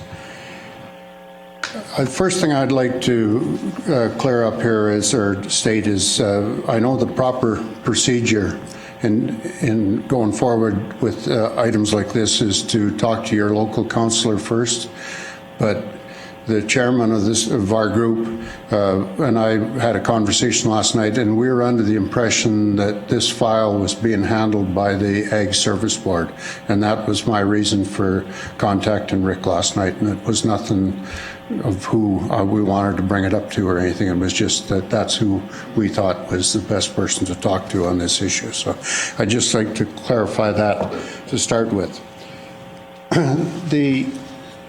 I've got a short 3 or 4 paragraphs from our group. We had a conference call this morning, and it's harvest time, and we were lucky to get 15 minutes out of some of those people, because as soon as the dew was off the grass, they were wanting to be someplace else rather than sitting in front of a computer.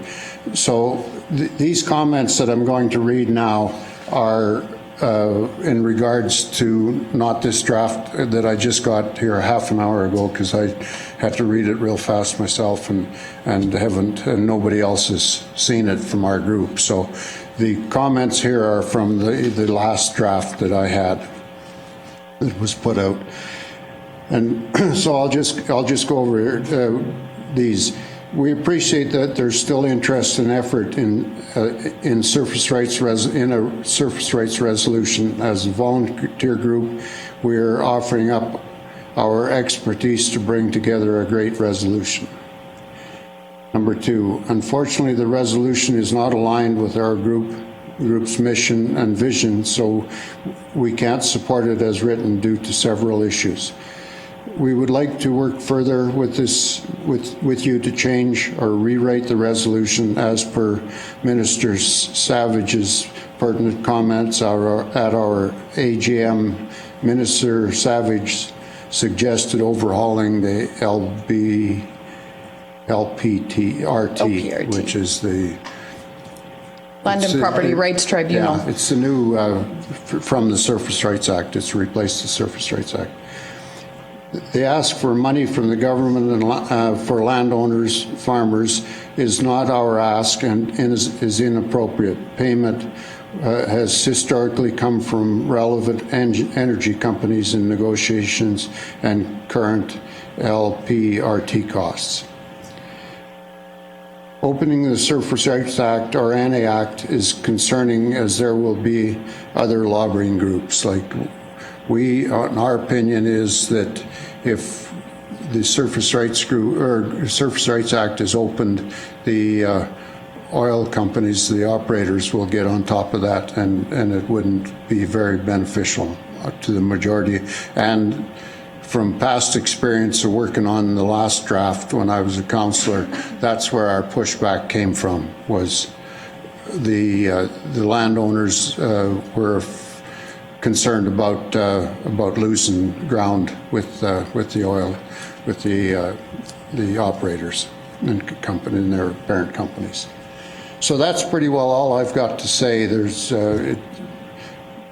We would like to work with this and get it so it's acceptable to both sides, but a half hour before a meeting is not adequate for our group.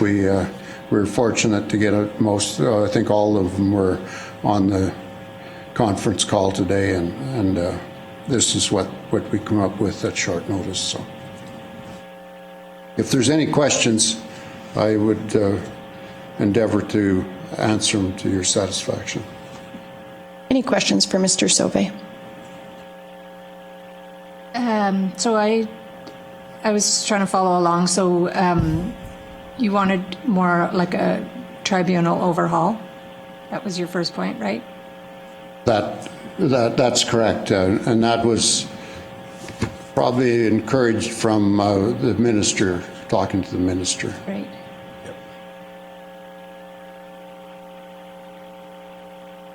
So So I did have an opportunity to speak with Spencer Hilton this morning and let him know about our timeline.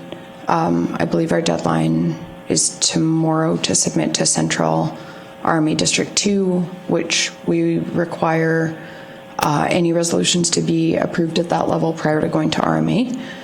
So we are on a tight timeline. I did let Mr. Hilton know that if we were to do any substantive changes to this, clearly it would not be able to be brought forward until the spring convention. I did review the changes that Shannon had suggested and that Brian and I had briefly discussed. And Spencer's impression was that, or Mr. Hilton's impression was that they were more acceptable than the original resolution that was in our council package. Some of the key factors, and my main concern as well was around the taxpayers funding the legal defense, which you raised. And I think Councillor Laprise has found a good resolution to that within the resolution. For me, the key priority for me is getting this to RMA and getting it, sort of adding that rural municipal voice to the Surface Rights Board. You guys have a very strong voice already, as evidenced by, we were discussing this morning, the attendance that you had by all of the MLAs and Minister Savage, the provincial leadership at the Surface Rights Board AGM. There are other surface rights boards as well advocating in the province. We basically had a lineup of other municipalities that wanted to second this resolution because they know it's an issue in their municipalities for landowners as well, and the potential impacts that this can have on agricultural producers. I liked the request for the task force to be stood up and to have the review conducted in that mechanism. One thing that I spoke with Mr. Hilton about is that task force could work with different surface rights boards or groups, grassroots groups across the province, to really draw out what are the key issues, what are some proposed potential solutions. I do think this resolution does permit that through that task force, and that might be a good way. And then it's not just wheatland. There is an Alberta surface rights group as well, advocacy group, and I believe there's other surface rights advocacy groups as well. That would permit RMA to have people on that task force that have subject matter expertise to consult with the groups and to make this a broader provincial consultation, which could be really effective. And to start that through conversations with Minister Savage, and I think through your board's conversations with Minister Savage, this does need to be addressed. You raise good points about the risk of opening the act and not wanting to expose, the potential of eroding what's already in the act. And I know that's a risk, because as much as we're advocating, we know that industry lobbies as well and advocates. So that would have to be done very carefully. I also liked Councillor Laprise's, she had raised about potential review of tribunal decisions, which of course often set precedent for future decisions. So based on Mr. Sauvé's conversations and Councillor Laprise's proposed amendments and administration's comments, I think ultimately what we have to decide if we would like to forward this now and get the ball rolling on the advocate. Not that advocacy is already happening clearly. When you have the turnout that you had at your AGM, you know that voice is being heard. This just, I guess, permits RMA to add their voice to that advocacy if we want to start that now, or if we want to delay that to sort of consider amendments to the resolution. That council will need to determine that. I wouldn't mind just a small amendment just to integrate Councillor Laprise's comments about the Land and Property Rights Tribunal and their decisions. I think we could integrate that in there without exposing us to any sort of legal risk. But also that would really get to Minister Savage's comments that you heard at your AGM and your board priority, because we know that's one of the issues. So that task force could focus on both potentially reviewing the act as well as the Land and Property Rights Tribunal and their decisions. And maybe that could sort of draw that in and get us on a path forward where we can start actioning this. I don't know if on behalf of your group, and Mr. Hilton did let me know as well that Mr. Sauvé does have a mechanism to communicate with your board as well. If you would rather have a little bit of time to do that now that you have heard some of the proposed amendments, we could always call a recess for a few minutes in order for you to engage. I don't think I have that opportunity, no. Oh, okay. But there's a couple things that have come up in this if you are going to go forward. And one of them is splitting the cost between the operators and the landowner. My understanding of the Surface Rights Act is that the oil companies, or operators as I say, are supposed to pick up all the costs. The farmer landowner is to be made whole, so he has no added expense that's incurred from having one of these well sites on his in his land. So I don't agree with splitting the cost between the oil companies and the landowners. Such should, in my opinion, should be all borne by the oil companies when all the smoke is settled. And the other comment was about this panel being of elected officials. Last time it wasn't, and I don't see any reason to put that stipulation on the group. And the last time there was, most of them were Reeves and councillors, except there was one from Strathcona County that was planning and development services. He was that was his title at Strathcona County, and the other one, there's another one in here from Yellowhead County. The director of planning was one of the members on that board, and from my experience, and then they were beneficial in the operation with the knowledge that they had from their postings.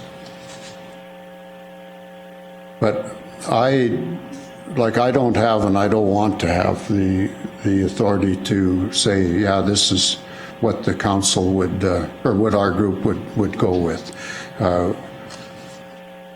I think from the conversation this morning that we had with our group is that we would be more in agreement with not rushing it and carrying it on a little bit further, and we could make sure that we get that information to the minister and to the MLAs that were there and any other pertinent people that were there,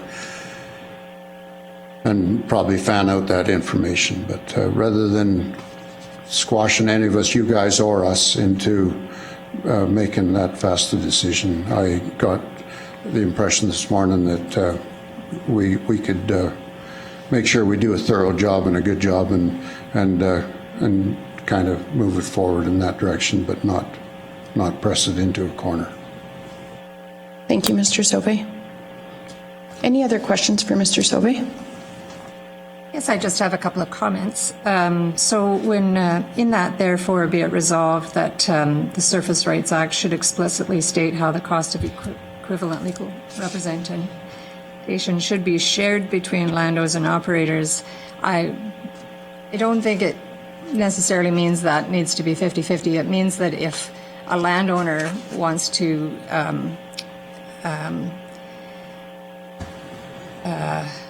dispute, I guess, potential compensation, that they might share some portion of the legal fees. Like, it leaves it open for that group to come up with a plan that is fair to both parties, I guess, is what I'm trying to say.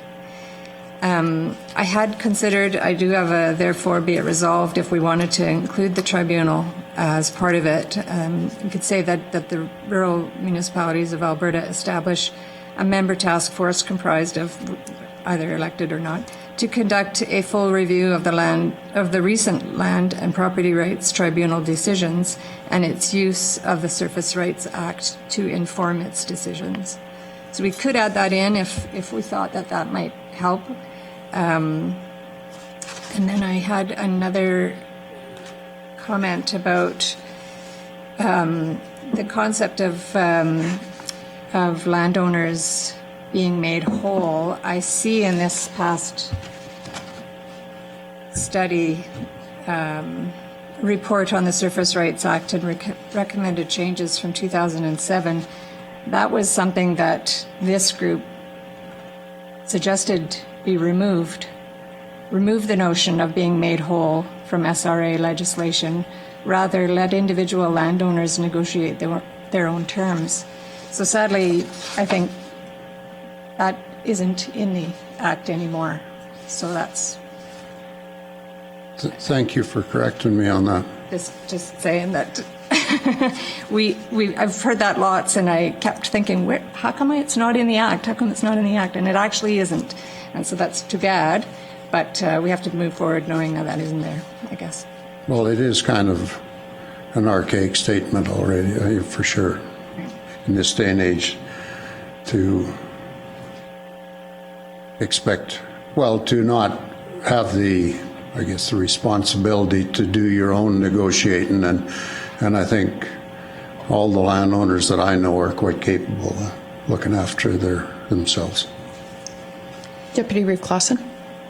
So listening here, what's going on, and Councillor Larson mentioned about the legal review of this too, and hearing yourself saying that you're not comfortable with the timeline, that you don't want to push through. I think our decision to be made is this going to spring convention?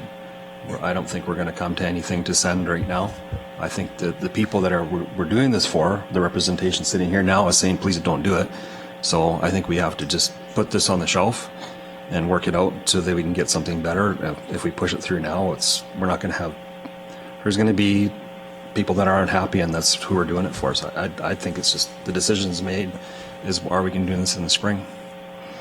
I don't think it's going to happen today. And I would echo those comments, just given the concerns and our tight timelines. There's a saying in business, do you want to do it fast or do you want to do it right? And I think we should probably do this right. There's a couple other concerns, and I really would be much more comfortable. Just looking at the background stuff, I'd be much more comfortable if we just gave it doesn't have to have a full review, but just a cursory legal review, just to make sure that we're not, because we didn't think it was so bad the first time, and then legal came back and said, no, you can't be saying that. So that would be my suggestion as well, is to echo what Councillor Clausen just said. And I think that would be more in the spirit of what our interest group is looking for. It's not that we're saying it's not important. Let's just make sure we get this right. Yeah, and I appreciate the comment, Councillor Clausen, I don't think we need to strive for a better resolution, but I think what we need to strive for is one that both the council and our group have stamped their approval on, and they're good to go with it, and no second thoughts after. But I think it's well done, but it just needs, I guess, scrutinizing and then with your stamp of full approval on it, for sure. Yeah, and I'm certainly comfortable with that. Councillor Larson. I was just would be a question to Russ and or George. Is there an opportunity to get this on an Ag Service Board resolution sooner than next spring?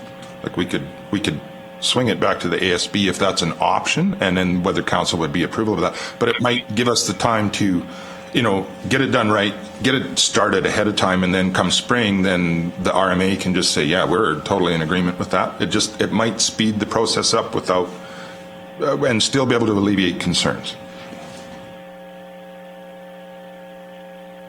Yes, good to see you. That's retirement, Russ. Morning, Council. Taught him everything. Russ Montrath from administration. Through the Reeve, the opportunity to go to the regional ASB conference. There hasn't been a deadline set yet. Generally, it's about a month before the regional conference before it occurs, so it'd be about a 2-week time period. I think the conference is October 25th. So you'd have maybe 2 weeks to get it into the regional ASB conference to make it to the provincial ASB conference in January. So it wouldn't give you a whole lot of leeway. And then after that, yeah, then spring RMA would be the next opportunity. So the next ASB meeting isn't until October 5th, so it would be outside the deadline even. It would still have to come back to council prior to the... Correct. But as the chair, I can call a special meeting, Correct. And then I would kind of defer to, let's talk to Wars and see if they think they can be happy with it in 2 weeks. Then we can certainly, council all sits on the ASB anyway, so we could, I'd like to give it an honest shot. If we're still not ready, oh well, but that would just be my opinion, is let's give it an honest shot to try and get it started. Yeah, and I'm comfortable with that. I was going to propose that we make a couple of sort of minor amendments, and then this proposed resolution that administration has drafted does not preclude any future engagement with the surface rights boards. My thought was to get it into that advocacy position for this convention, given that we've already delayed. And with the task force, I completely agree it shouldn't be elected officials, so we could strike that pretty easily. That engagement could still continue, both with Wheatland Surface Rights Association as well as with other groups across the province. But I also agree that, we want to make sure that we're not missing anything. Obviously, there's been good discussion and good feedback, so I'm completely comfortable waiting. And there is some, provincial unrest where maybe advocacy this might not be the top advocacy issue over the next couple of months anyways, so we may not necessarily be losing ground. But I know Minister Savage had said that she was hoping to see something as soon as possible, just because they do take that grassroots advocacy very seriously, as we have seen. Obviously, that's balanced with advocacy from industry and from the operators as well. So I'm perfectly comfortable with taking the feedback that's been provided, with continuing to amend the resolution to ensure that we get the strongest resolution possible to address the concerns from our egg producers and from what we've heard just through discussion today. Councillor Laursen. And thanks for that good point about the certain degree of unrest. So perhaps by doing it the way I just suggested, that will allow for, there might be a more settled place up there, and we can get it. Because I think you're 100% right. If we try and put it in too soon, it's not going to be a priority for them, right? So let's be strategic about this. So I would suggest that we do, what I suggest, defer it to the ASB. We'll see if we can get something done in a couple of weeks here before the deadline. I'll call a special meeting, and we'll all be there anyway. Yeah, I'm comfortable with that. Just also recognizing that once the resolution is with RMA, the unrest wouldn't affect the advocacy, because that would be done on an ongoing basis. Just looking.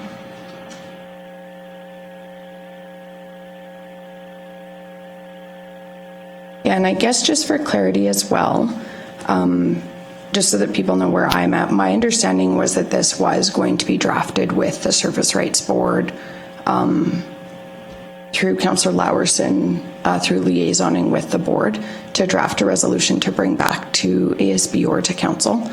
And so it was in August when I had just had a note on my calendar to ensure that we were going to be prepared for this deadline, that I became aware that we didn't have a draft at that point, and that's when administration had worked on the draft. So council had understood that that was being redrafted based on the advice from legal.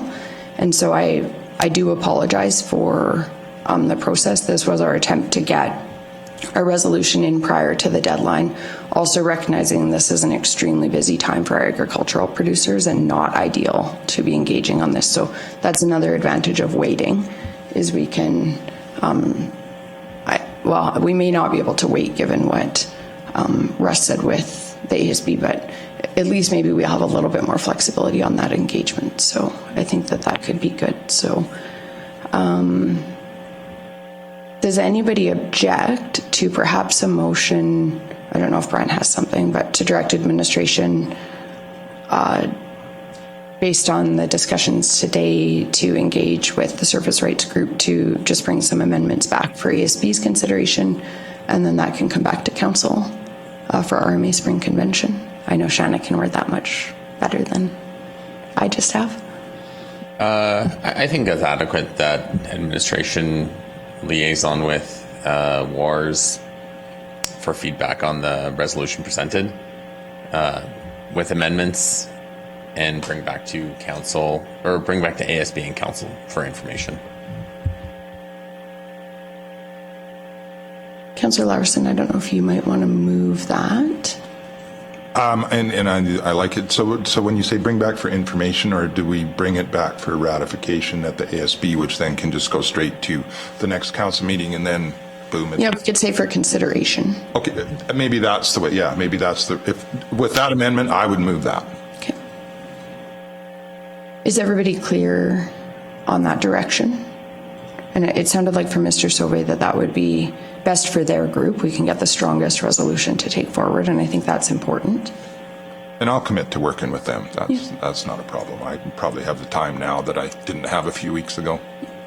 Does anybody have any questions or discussion on the motion? Is anybody opposed? Motion is carried, and on behalf of council, I'd like to thank you, Mr. Sauvé, for taking time to come in and for your flexibility. Thank you. Absolutely. We will move to 4.15. Yes, good morning, council. Brian from administration. So we're just looking to schedule a time and date to have a dinner with the town of Strathmore Council. So at the May 3rd council meeting, there was a resolution put forward to have scheduled just dinner meetings with all the surrounding municipalities around the county, excluding special areas. And then we are required to enter into an IDP and ICF with the town of Strathmore as well, just given our exit of the CMRB. So administration would recommend that council have at least 2 potential dates for the town of Strathmore, just because schedules are definitely hard to meet on both ends. So 7 people here, 7 people there. It would be advantageous to at least provide them 2 dates and times that would work well for Wheatland County Council. Thank you. So administration has proposed 3 dates. What do those look like for people's calendars? I prefer October 4th and November 1st. Really? And I am not available on the 4th.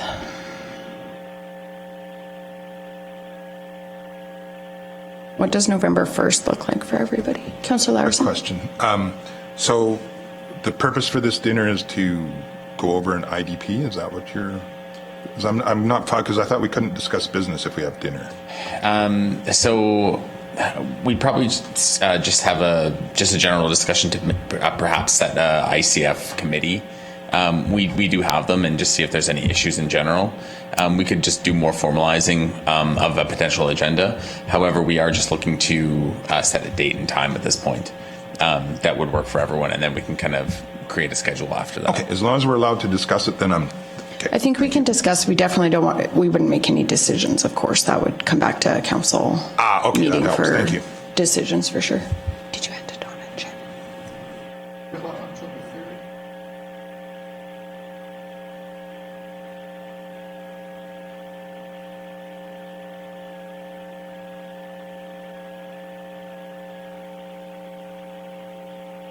Yeah, I think I know why Brian's doing this, is to save me mileage from driving, because where I'm already here, then I don't have to ding anybody for mileage. But What if we looked at November 1st? Oh, you can't make November 1st. can anybody do the 20th of September? Or can everybody, I mean? 20, what? No, September 20th. I don't have to be there. Oh, yeah. I'm available all these days. I never go anywhere, so.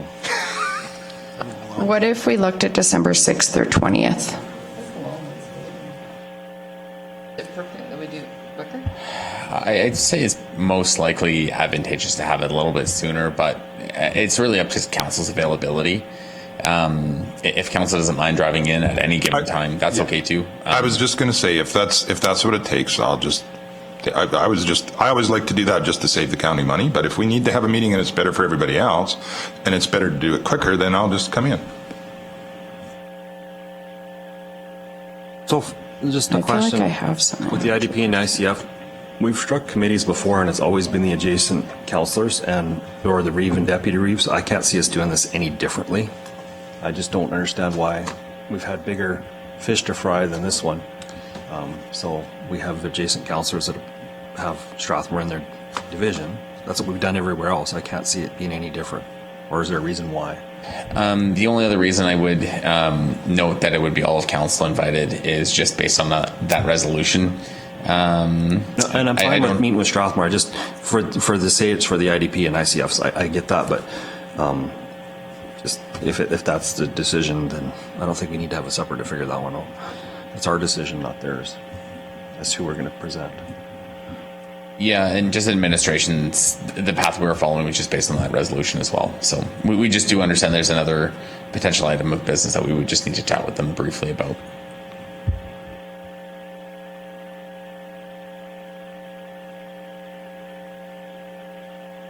So Shannon, you were not available on the 20th, right? Well, my daughter has an appointment that night. I could probably get somebody else to take her or whatever. But You can't do it either. Okay. So I heard October 3rd floated. What does that look like? It's good for me. Tom, Scott, you guys are adjacents? I'm good. October 3rd. And what does November 1st look like? But you're gone for quite a lengthy... The days you're here, it'll be easier to find.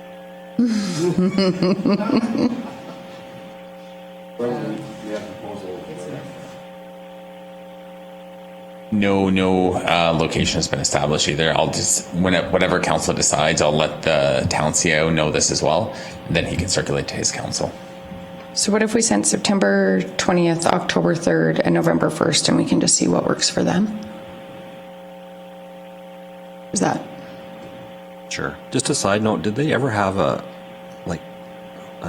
grand opening for their town office? Like, I've been to Rocky View and presented a plaque for theirs, and Strathmore's never done anything. I've never even stepped foot in that building other than the outside bathroom.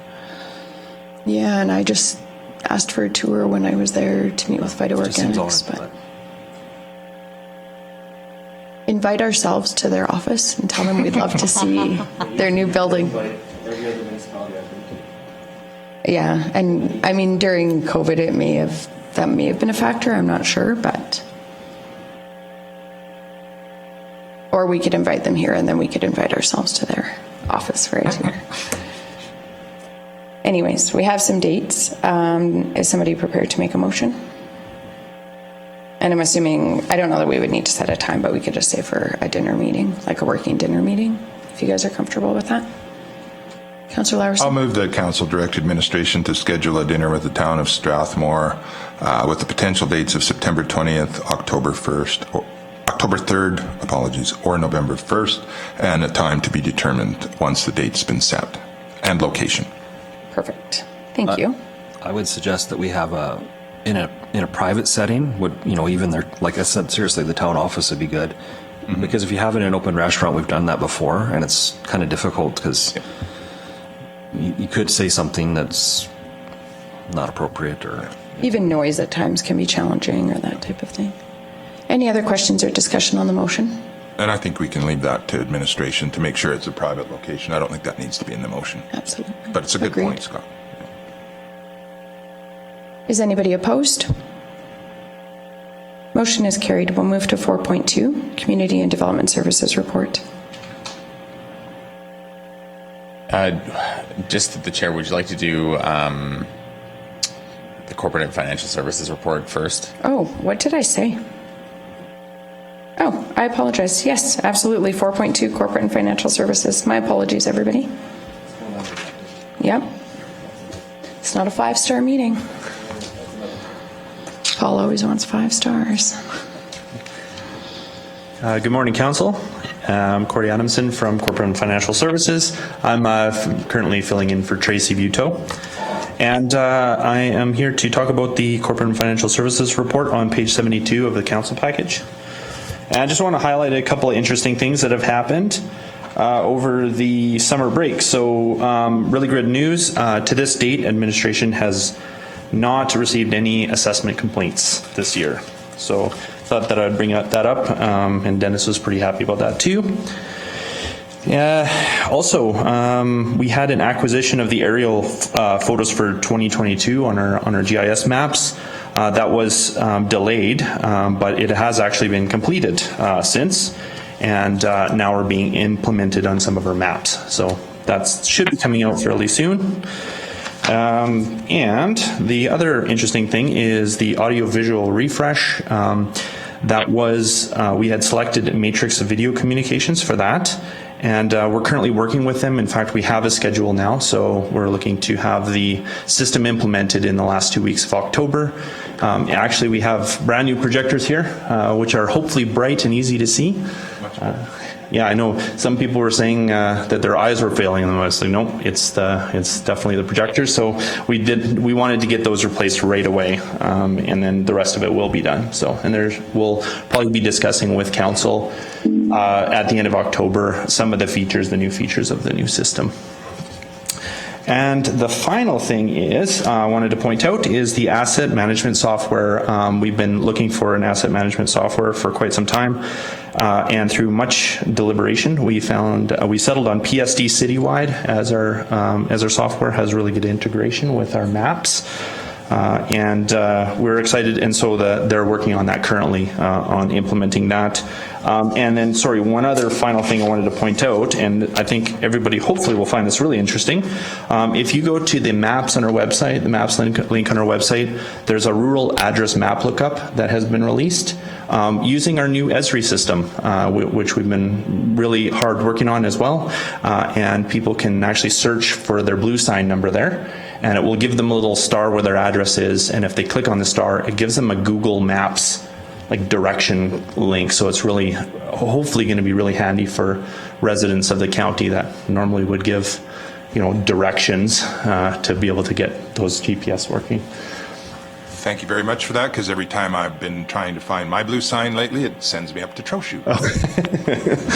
Yes, and I think that happens quite a bit. So Harry, our GIS analyst, he really wanted to get that one out sooner than later. So, and that concludes my report. Excellent, thank you. Any questions for Corporate and Financial Services? So I just wanted to know procedure for taxes. You guys send out your tax notices, and they get them sometime May or June, right? Mm-hmm. Is there so if they're not paid by the due date, when is the next statement sent out? Yeah. Yes, so just through the chair. So our process would be is that there's a mailing date on our tax and assessment notices, so that's printed right on the notice. So that is mailed out, and under the MGA, there's a clause in there. I don't know the section off the top of my head, but once it's mailed, it's deemed received after 7 days. So property owners do have the obligation to send us the tax payment if they're not on tips. So if we receive the tax payment prior to June 30th, or we receive a letter that is stamped prior to June 30th or before, we do accept that payment as well. So say we receive mail on July 5th that has a post-dated stamp, or a post-dated when it gets marked through the mail on June 30th, we would deem that received on time. However, if we don't receive that, then we do a reconciliation internally on our system, and then at that point we charge a penalty as per the property tax bylaw. It's not the tax rate bylaw, but there's a separate bylaw that notes the 5% penalty that is applied to tax accounts that haven't submitted their payment. And then at some point in the summer, we do send those out. I don't know the exact date we send those out, but we do send them prior to the next penalty date, which is November 30th. Okay, so it's not right away, not right in July. So that penalty would be applied. The penalty would be applied as of July 1st. It just gets backdated into our system as of that date because that's what our bylaw would say. As for the mailed out notice, I could check with our tax clerk to see when those actually get mailed out, and I can give you some information on that. Yeah, that'd be great. Thanks. I was just curious about the, just for my own information, compulsory general assessment reinspection cycles. How does that work? Does it, everybody gets re-inspected once every 4 or 5 years, something like that? Or how does it work in our county? Yeah, through the chair. I don't know the exact cycle, but they do in sections, and so they don't do them every year. I believe that there are some that are done every year, if I'm... Yes, so general re-inspections are done on a 5-year cycle. And anything, so our assessment works with planning and development. So any permits that have been issued, then our assessment team knows about them, so they'll go and check those permits out and check for completion at certain dates. Okay. So properties as of July 1st of previous year residential properties and some non-residential properties. However, linear properties have a commission date of October 31st. So any solar facilities or anything deemed under linear would have to be in operation as of October 31st to be taxed for the following year, or accessible for the following year to be taxed. Okay. That's right. Thank you. Any other questions for corporate and financial services? I'll move that council accepts the July and August 2022 corporate and financial services report as information. Any questions or discussion? Motion is carried. Thank you for the update. Some exciting things happening. Now, Community and Development Services. Good morning, Council. Matt from Administration. Page 76 of your agenda package is the Community and Development Services report for July and August of 2022. You'll note a myriad of information on community services, some next steps moving forward into the next quarter. One of the things I wanted to focus on was on page 77, economic development. Quite a bit is going on, which Council is apprised of. A couple of points I wanted to direct Council's attention to is that there's quite a bit going on with our hydrogen expert. So we will get several bullet points for our monthly reports on some updates with the hydrogen specialist, but we are looking to have formal quarterly updates with our hydrogen specialist to Council, so that Council's aware of any milestones that we're hitting and any kind of deliverables, next steps that Council needs to decide on. So quite a bit of extensive work going on there. Page 78, 79, and 80 are the actuals for planning and development, fire services as well. And that concludes my presentation. Thank you. Any questions for Community and Development Services? If not, a motion to accept the report is presented. I'll move that Council accepts the July and August 2022 Community and Development Services report as information. Councillor Laprise has moved. Any questions or discussion? Is anyone opposed? Motion is carried. We will move to 4.32, joint use and planning agreements. Good morning, Council. Dave Rhymes from Administration, presenting the joint use and planning agreement report. In June of 2020, the Municipal Government Act was amended to require municipalities to enter a joint use and planning agreements with school divisions operating within their municipal boundaries by June 10th of 2023. The agreements between the municipality and the school board is to facilitate long-term integrated planning and use of school sites located on municipal reserve, school reserve, or municipal and school reserve land. The agreement is to establish a process for discussing planning and joint use matters. There's an attached sample of the agreement to the report. The Open Space Recreation Culture Master Plan, Section 5, supports the benefits of partnerships and joint use facilities. Joint use agreements benefit the municipality and the school division and the community. And that concludes my presentation. I can answer any questions. Any questions regarding the joint use?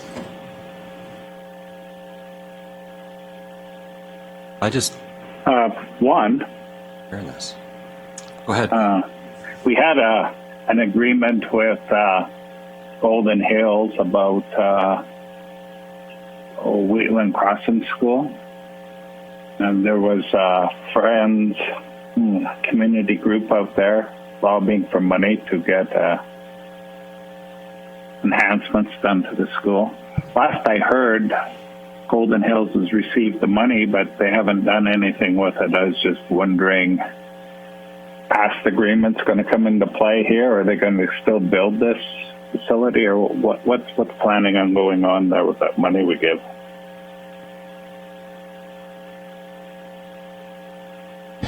Yes, so through the chair, I did speak with Tara from Golden Hills School Division, and she did mention that they were going to come to council. That is a good point, though. I can definitely follow up with her just to see what they've done with those funds and what they intend to do with them. So I can send her an email and see if they can come to council and present on that one. I do recall during okay, our last... so when... Go ahead, Councillor Kester. So when they come,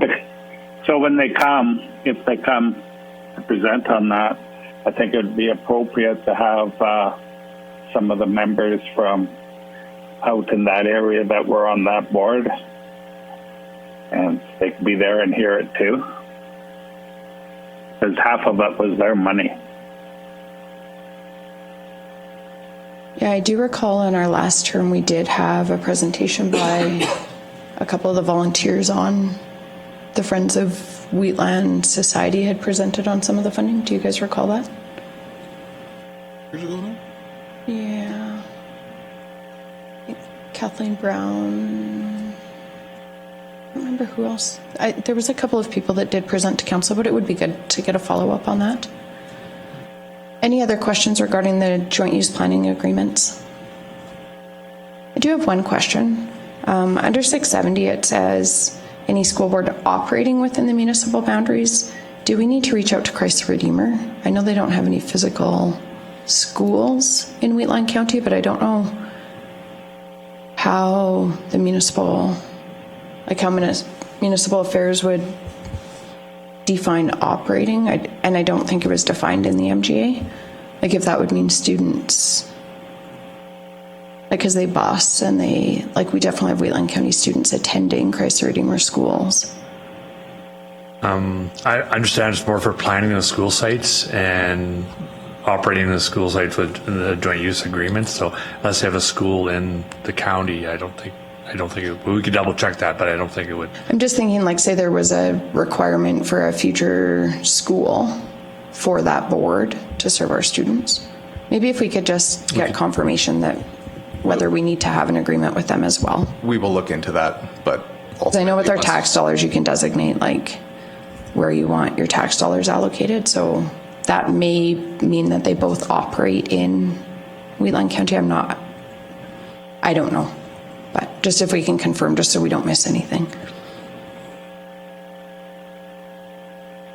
Council's wishes.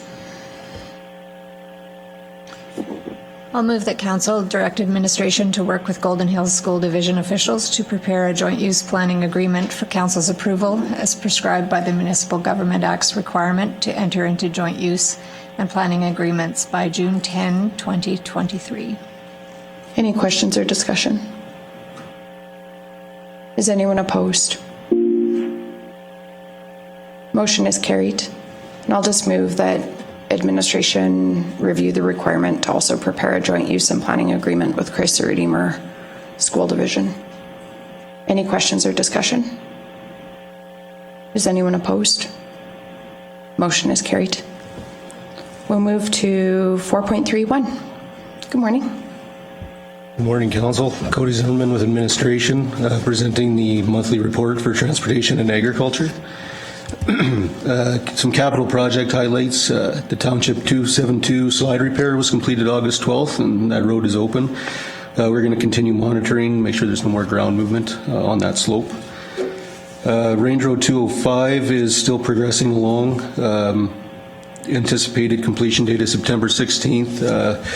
A recent meeting that's probably been pushed to September 30th, just because contractors experiencing some staffing shortages. MRO road surfacing has been completed for the year, along with the MRO dust controls. So the crew will be gearing up to move into seal coating operations here shortly. ASB building, office, and lunchroom renovations have now been completed. And the West Side Servicing Master Plan study, engineering study with the infrastructure options and associated estimated cost analysis continue to progress with the engineering consultant. So still moving along on that one. Some operational highlights. Directional signage for Duck Lake was installed on Highway 561 and 564. The intersection at 221 and Range Road 270, that's over by Nutrien, was converted to a three-way stop configuration following safety concerns expressed by area businesses.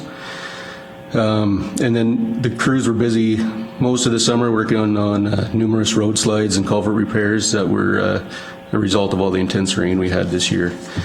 So those have all pretty well wrapped up now. From utilities, the filter media replacement in Train 2 at Muirfield has now been completed, so both trains are operational. From facilities, fire inspections were completed at the Clooney Community Hall, and a new fire panel was installed per building code requirements.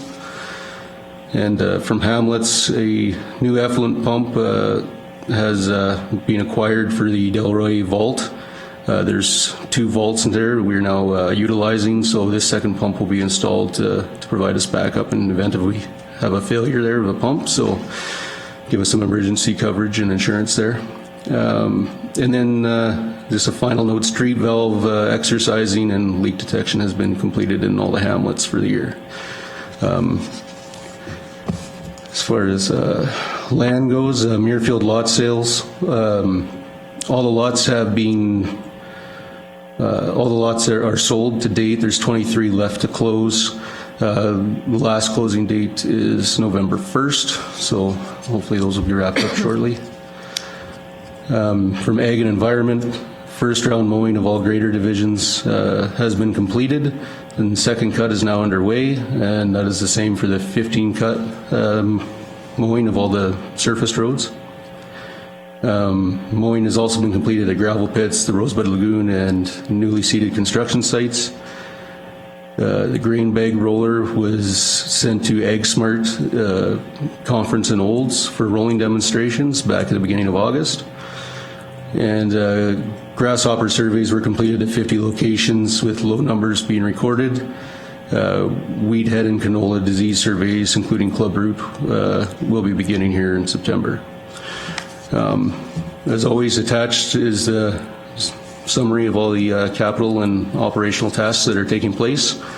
And that concludes my report, and I'm here for any questions, as are the managers for the rest of the departments. Thank you. Any questions for Transportation and Agriculture? Yeah, just the difference between seal coating and MRO, like different equipment? Yeah, through the chair. So MRO is completely blade mixed with the graders, whereas seal coating, you have to use a trip spreading machine. So even though the base work for it is still done with the graders and the packers, same as the MRO, you then have that extra step of using the chip spreader.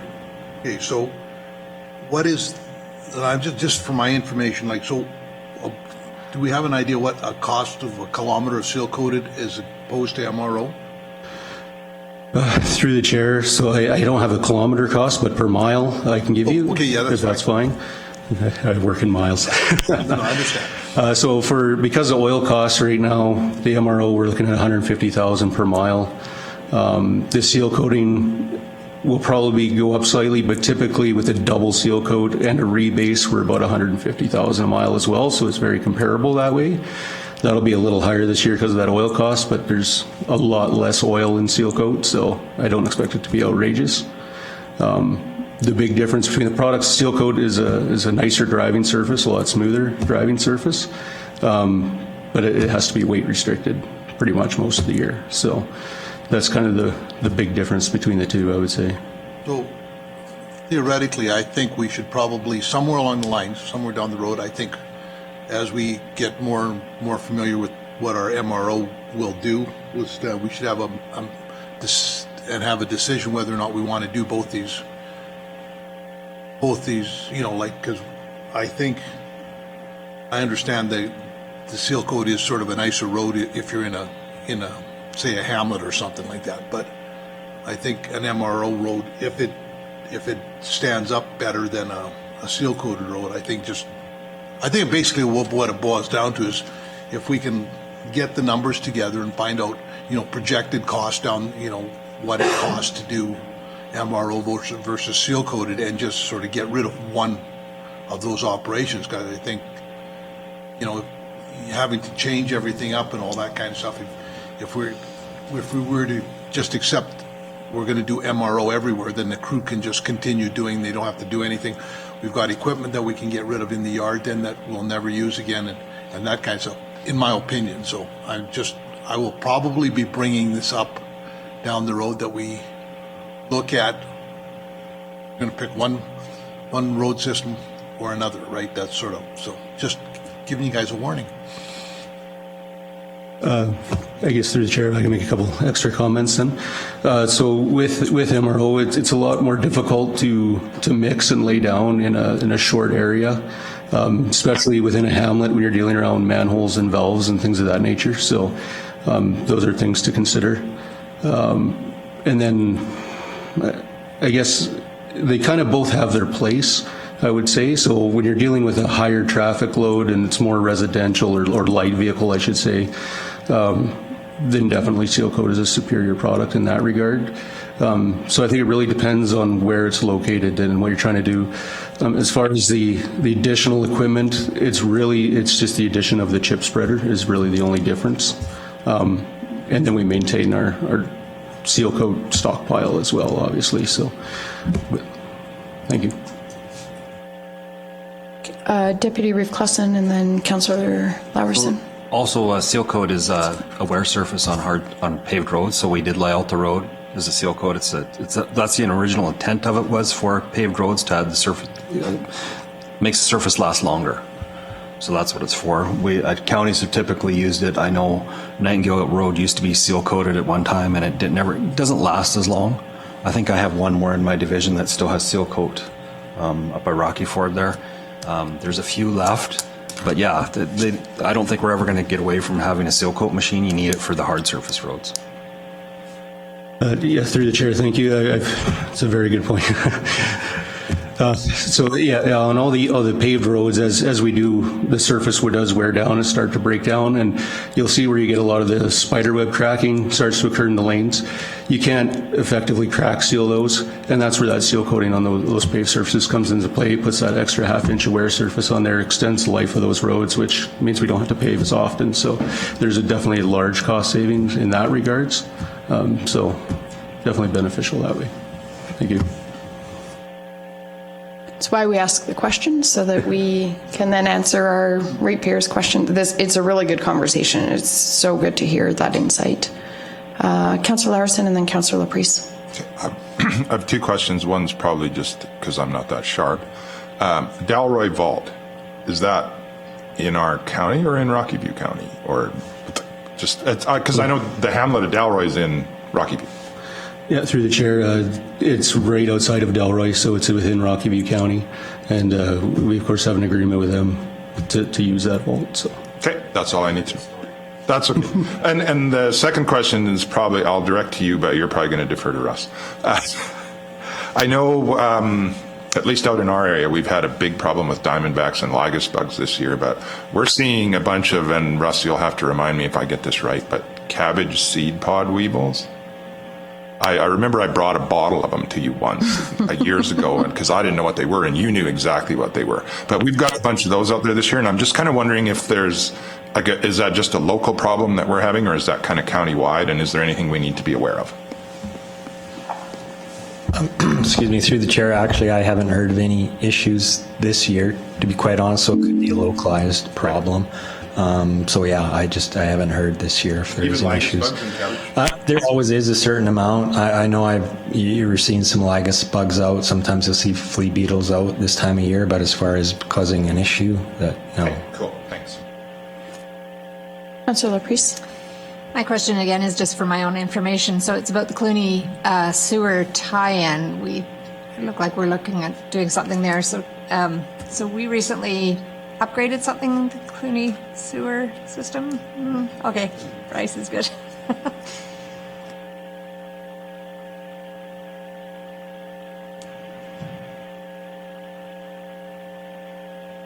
I may need more specifics on what you're asking about.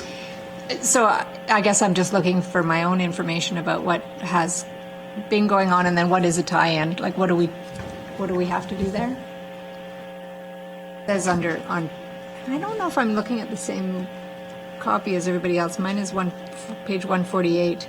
Notice my page numbers are different than what people are about under operations, and then yes, right there under Hamlet Crew.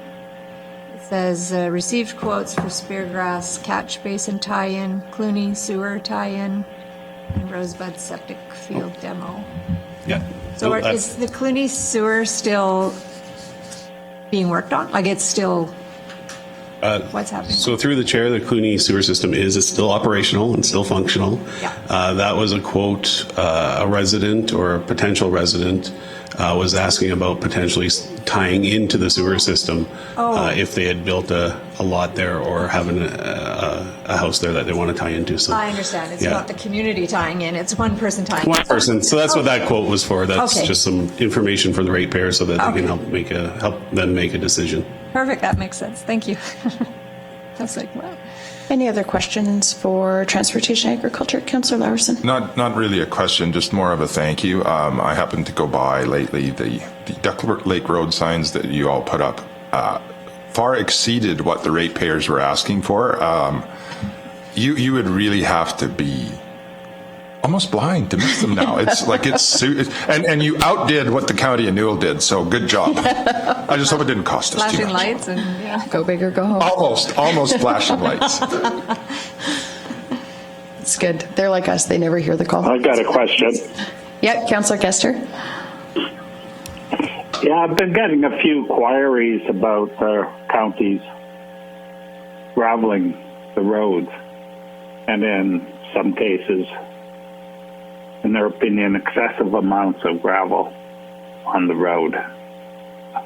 And I don't know how to answer them. I don't know what the policy is when we gravel, who makes the decision, how much gravel we keep on the roads, all them little questions. I don't know. So I'm just wondering maybe if we could include that in the next council committee of the whole meeting, and if staff is prepared to answer some of them questions, that would be maybe a good place to have the discussion. Or if it's a shorter policy, maybe we can, I'll leave it up to staff if they want to bring it back next council meeting when you're doing reports. I know you don't have it right now, and it can definitely wait. But I would like to be able to review that and have some discussion on it. Does that make sense? Cody, do you have any recommendations for that? Yeah, through the chair. I can go through the process quick if you want with you, but we can definitely bring something back for you if you'd like. If it's quick, if you want to just answer now, if you're comfortable. Yeah, well, that's fine. So annually, our divisional operators in the graders, they make recommendations because they're around those roads every 3 weeks. So they kind of determine what level of gravel's there and put it on a map. And when our gravel crew goes around through the divisions, we again have our gravel foreman go and he reviews those roads and ensures that they actually do need gravel.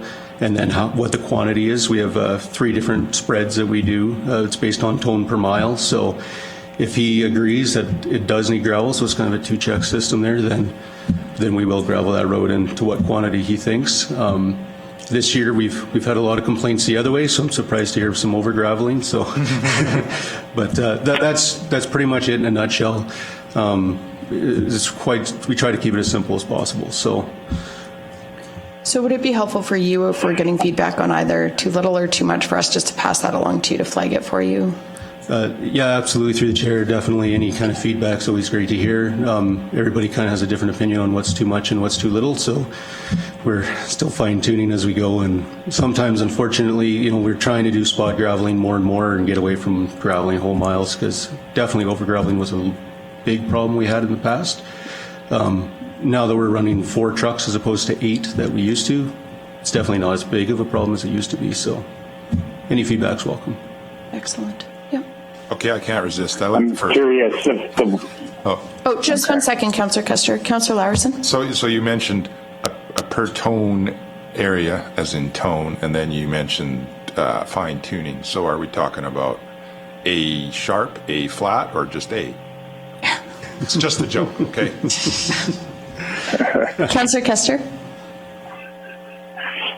So I'm thinking that the year or two makes a difference. If it's lots of rain, no rain, roads harder, softer. I don't know what to tell this ratepayer. Maybe I'll get a hold of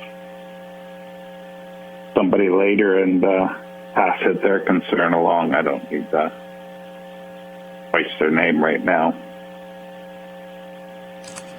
Yeah, through the chair, if definitely if you can pass along any information, I mean, we're happy to go and take a look at it and review it and ensure that it was something we graveled this year and figure out what happened there so we can do better.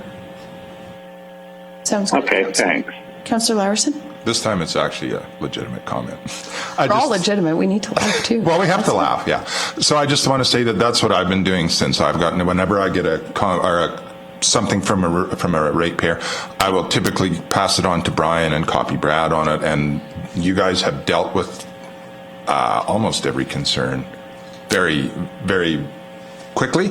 And when it's something that there's a reason to not do, I've also gotten a response back fairly quickly that says, no, this is why we typically don't do something like that. So that process works really well. So I would encourage all of us to use that same process.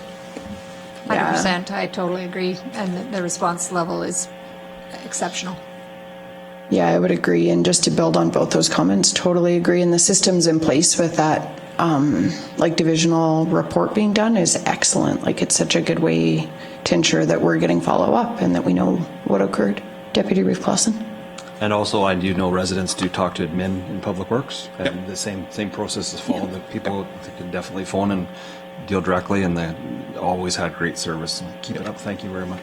Yeah, and I would echo that too, because that's the first thing I say is, well, first phone Public Works, or if it's a huge concern, then but generally it's like, okay, just call them first. If it doesn't work out, give me a shout. Totally. Absolutely. Councillor Bigger. I'm just curious if the road plan will be coming back this fall, if it's scheduled already, or are we going to schedule something to bring back the road plans? Like the 5-year? For the following 5-year plan or 10-year plan? Yeah, I do believe that that's going to come back in conjunction with the capital budget.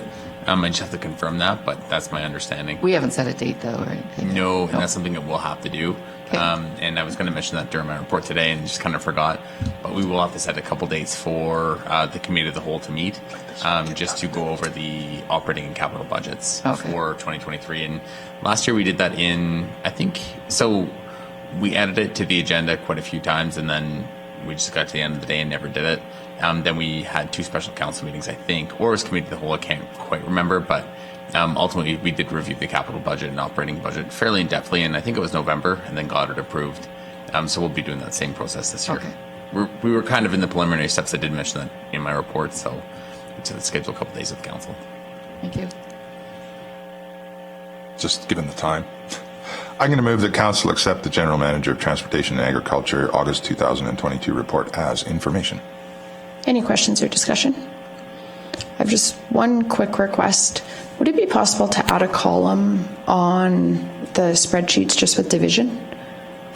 I know the locations are there, but I have to go through, and directions are one of my biggest weaknesses, so I have to actually think on where each township and range road is.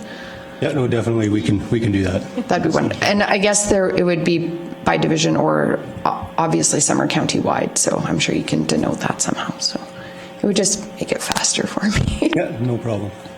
I'm exposing my weaknesses. 100% agree. Yeah, I sit there with my map, 245. I have to literally think and It's ridiculous. I do have a This is big map, probably so don't horrifying for you, but that's the reality. So thank you. Any other questions or discussion on the motion to accept as information? Is anyone opposed? Motion is carried. And we are going to recess for lunch. I was going to move that too. We will reconvene at 12:45. Good afternoon. We'll call the meeting back to order. We will move to 4.42, West Side Servicing Advisory Committee. Good afternoon, Council. Brian from Administration. On page 155 of your agenda package is the RFD for the West Side Servicing Advisory Committee. So Administration did follow the resolution from Council, and that was to prepare a terms of reference for the proposed creation of a West Side Development and Servicing Committee. So we did prepare the terms of reference, and that is, the terms of reference starts on page 158. So the general recommendation at this point from Administration was just to accept it as information. Administration felt like we probably may not necessarily need the committee. However, if Council does want to establish a committee, Council should direct Administration to prepare a bylaw and bring that back for consideration with the terms of reference, have that bylaw approved, and then appoint Council members at the organizational meeting. If there are any questions, please let me know. Thank you. Any questions regarding the RFD?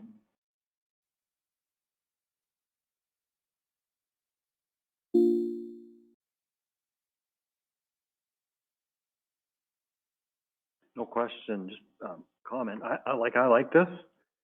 I'd like to have this because, I mean, I'm just thinking when we went to the grand opening of that Burger King and stuff like that, talking to the developer there, you learn about what these people want to be able to further their development. And I think having a group working on it, of course, Council has the ultimate say, but there's a lot of things that tie together, and you can kind of come up with a plan, work with it, because there's a lot of development coming to this area, aside for sure, and it hinges on what we can provide will help to get better development. Makes sense. And I, in no way, shape, or form want to divide the county. Take away West Side and just pay Service Advisory Committee. For myself, I am comfortable with Administration continuing to work on it, but I think if we can expedite that work as much as possible and have it brought back, like, to me, this is more of an operational matter, the details of the proposals and that type of thing, but we did hear how critical it is to get that servicing done and to get it done as quickly as possible, which we know with the other development pressures is necessary as well. But I also know sometimes having us get involved at times can actually slow things down, because then you're waiting for committee decisions, then it has to come back to Council, whereas if Administration, and my understanding is they are working on a comprehensive plan with phasing and recommendations for Council approval that we can integrate, and we already have, you know, placeholders in our budget.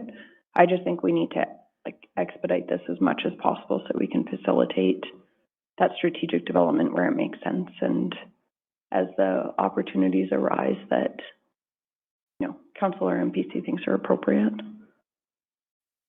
But we also could accept this as information. Well, I guess our org meeting is very soon. I don't know. Those are just my thoughts, is to have maybe just more Council push to Administration, like to expedite things as much as, and I don't mean to minimize the scope of the work or the gravity of it. I know that takes time to develop, but it is a top priority, like, personally for me. I don't know what other people's thoughts are. Yeah, I'm not sure that I see a need to have a committee. I think that any of us speaking to any developers can bring that back to Council and to Administration, and I do see it as an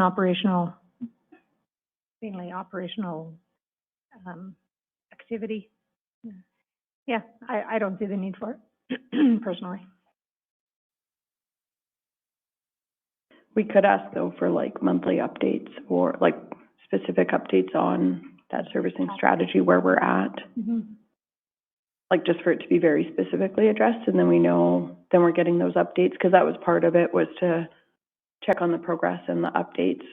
But I think that would be good to come to Council so that we're very consciously. Yeah. Yep. That's a good idea. Mm-hmm.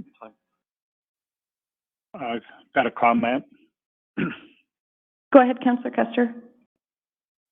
I believe this is an operations thing. If council wants it done faster, we just have to throw more resources at it. It's not for council's place to get in there and do the work. It's council's place to approve it. That makes sense. So if council wants it done faster, if staff can't do it faster, there are all kinds of outfits out there that you can engage and they will do the work. But I think our present staff can do it. But if they're overwhelmed, it's up to Brian to come back and say, hey, we're going to take us this long to do it. Council decides it's not short enough.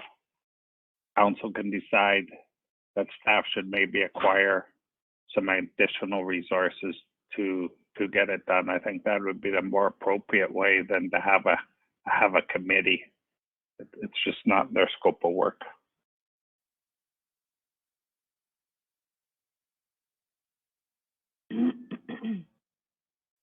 Councillor Larson. I would, first, I think I would echo Scott's thing. If we're going to do this, why don't we call it a servicing advisory committee so that if it's, I mean, let's say the next thing that comes up is the Redlands water thing where we need it, you know, and I'm just using it, not that I think we're going to need it. But I'm also in agreement with Shannon and Glenn that it seems that this is operational stuff. I would say that we should accept this as information in case we ever do need to implement it. Now the work's done, but it really looks like we're digging into the weeds of operational stuff here. And I'd hate to, if there's a need for a committee to come because there's some policy that's holding us back or something like that, okay, then I can see us getting into that, but not to get the work done. Just my opinion. So my thought wasn't definitely not to get into the weeds of operations. There's a lot of stuff that there's a regional water line. There's a water line coming from Calgary to Strathmore. To get on that, you need some lobbying efforts. There's funding that needs to come to be. There needs to be, and then there's the CSMI, stormwater management. There's lobbying there that has to be there's big dollar items that maybe we can get ahead of the game and get some people involved to try to, because staff can do what the book is, what they're allowed to do. Whereas we can go and lobby and find out if there's doors that we can open and not. And that was my intention of it, right? To find out, okay, what do they need?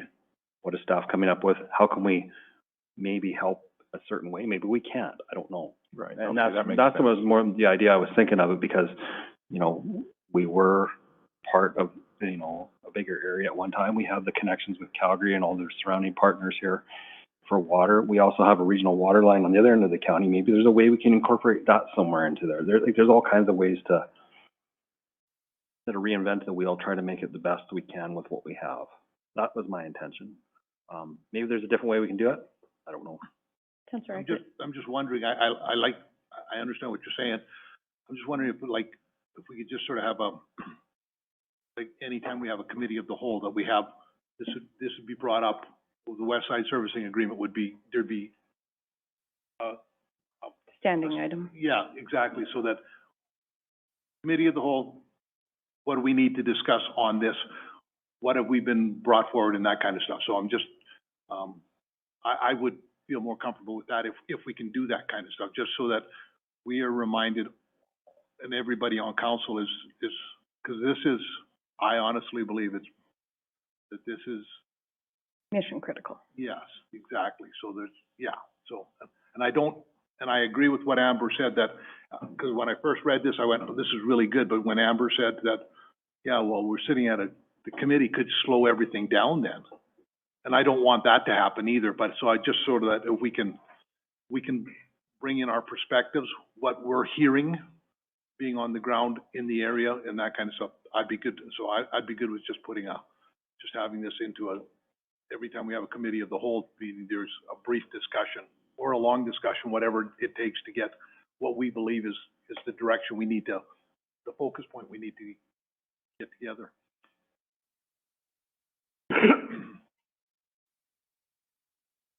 Yeah, and I think administration with this motion, you could add, and to add this servicing discussion as a standing item on committee of the whole. And we could ask for monthly updates on the West Side servicing strategy. And that way we're ensuring that that it's very conscientiously being addressed on a regular basis. Oh, somebody's prepared to move that. There's a recommended motion, and then we could just integrate those comments in to have it be a standing item on committee of the whole meetings, as well as specifically addressed in monthly reports from administration. Also move. Councillor Priest has moved. Any questions or discussion? Is anyone opposed? Motion is carried. Move to correspondence starting on page 163. We have a thank you from the Royal Canadian Legion. Thank you from Strathmore District Egg Society. Correspondence from Vulcan County regarding EMS. Correspondence from Wheatland Wind. Correspondence regarding rural broadband from County of Stettler. And correspondence from Alberta Justice and Solicitor General regarding provincial policing engagement opportunities.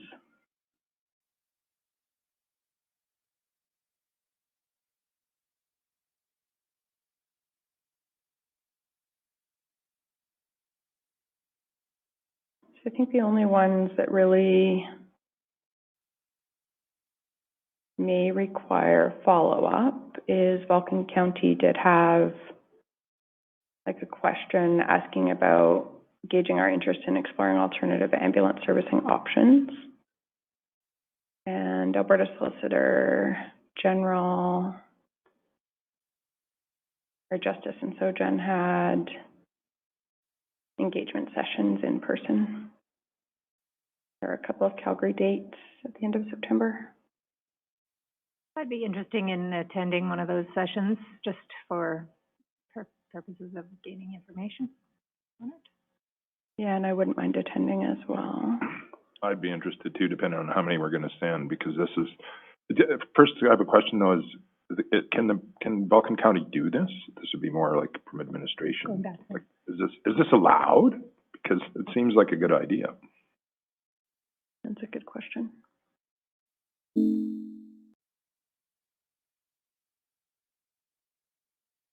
To me, it might be a good request to refer to WDEMSA to their board, and I'm going to say, am I allowed to take this to the WDEMSA board? I think that would make the most sense. And then if you could report back to council, and then council could consider it once we have, I think we require a lot more information.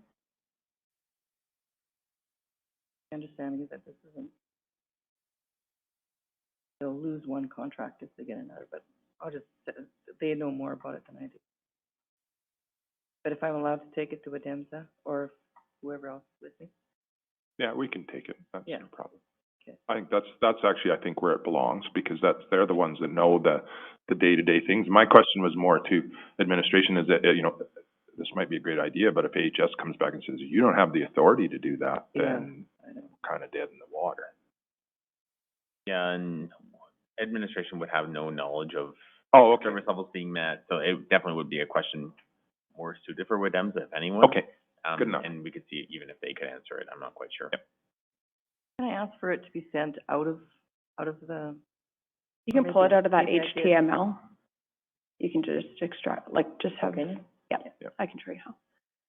You want me to do that and send it to you, Donna? Sure, or just send it to, do you have Rob's? I was just going to send it now, so. Oh, okay, send it to, to Rob. Rob, okay, and I'll copy you on it. Sure. So I'll be kind of distracted for a minute, sorry. There's definitely a lot of questions with this. I mean, you're a contractor to the province. The money's coming from the same thing no matter what you do. So if you don't take the contract that's offered, how do you move forward with that? How do you fund it?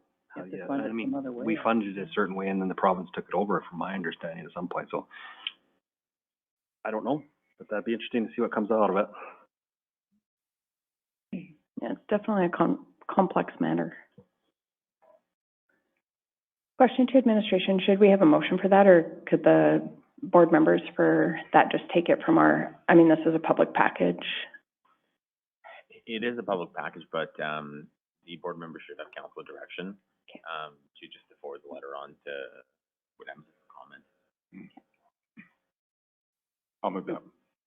Councillor Larson has moved. Any questions or discussion? Is anyone opposed? Motion is carried. Then I did hear some interest. I don't know if we want a motion approving attendance for any councillors who would like to attend one of the engagement sessions.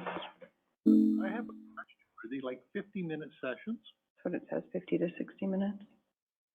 It also does say that they're asking us to register a maximum of 2 attendees per municipality. Oh, right, yes. If Rick is interested in going, then I'll step away from it. It's whatever works, Shannon. I just, as long as some of us go, that's the big thing. Exactly. Shannon, you have been fairly informed about this. Like, I know you've attended previously. Well, we could move approval for 2, and then we can determine based on schedules and that type of thing who would attend. I'd agree with that. We can just do that kind of collaboratively. Sure. If somebody wants to move that. Move that council, would you say, ratify attendance for 2 council members to attend the session in Calgary. Yeah. Guess it would be mileage and time. Again, I don't understand this. They're going to put this all together just so that they're going to fill up a room, have 50 people in there, or what? Or have people for 50 minutes. That's going to be the discussion, and then they kick people out. Like I just don't understand this concept, right? Like this does not seem to be how fulsome of a discussion can you have in 50 minutes. I don't even think I could present the case in 50 minutes. So I just I'm confused. Not the first time, won't be the last time. I wouldn't say it's an ideal format, but it's what they're offering. I don't know. Yeah. I agree with the show up. I just don't know what you're gonna glean from 50 minutes. Yeah. Just saying. Yep, fair comments for sure. And whoever attends, I think we could carry that message as well, that perhaps there could be more fulsome engagement opportunities, that we don't feel that this is adequate. Yeah. If that's council consensus. I don't know if we want to add that to the motion, and then there's actual council direction to carry that forward. And I guess too, it does say, like, discussion will be guided by items of interest to municipalities. So I don't know if we have any council direction. Focused dialogue between municipal leaders and the minister. I guess my concern is that they haven't really come back with, because we were in that one, there was lots of questions asked, like what happens to the retirement plan? Like all those questions that were asked, we haven't really got any. I think Brian forwarded that Alberta Provincial Police Force, the new website that the province put together. A lot of those questions are addressed in that website. Not all, but some. So there is some more information available. So, and just looking at it, I would guess then if we send a representative, if Shannon's going, she could register for every one of those classes, for everyone, get tickets for every one of those events. I think it said One session, 2 people. I don't know if it actually says one session, but I think that's their intention. Requested to register a maximum of 2 attendees per municipality. They don't say per. Yeah, exactly. So I would register. Register for all day. This is to ensure that all municipalities are provided with an opportunity. I kind of to read into that it was for participate, one session. I think they don't want us all. Well, but how many, but you sit down in the Calgary area, how many people in the Calgary area? Not going to be that many. Well, there's 340 municipalities in the province. What? I know, but in the Calgary area, you've got. There'd be a lot. This isn't just rural. This would be every town, village, county, MD, specialized municipality, city. City shouldn't be. Fair Because point. they already have their own police departments. They could be impacted though, because if we shift this to provincial tax base, city ratepayers would be paying for it. Oh, good. Like they'd be paying for policing twice. Well, could be, but I doubt it. They already are to a certain extent. Okay, just, okay. I think it's intended that you would register for one session, unless you're trying to get them on a technicality. But there's more than one item going to be discussed. I'm not a government employee, so I'm not smart enough to answer this question.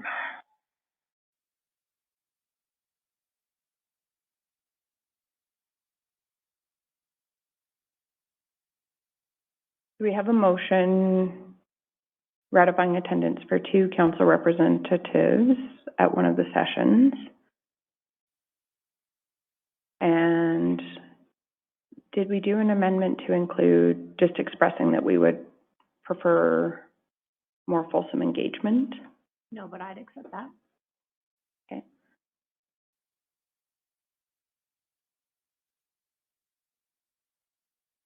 I do feel like, and maybe somebody will recall better than me, I can pull it up too. If there was a note, because I believe there is an opportunity, let me just see if I can find it.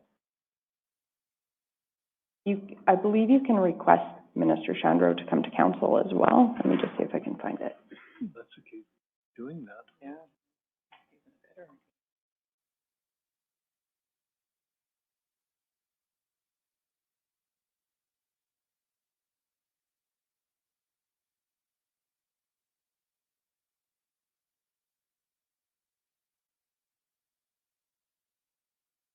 Sorry, I'll just be 1 minute. I feel like it was with that website.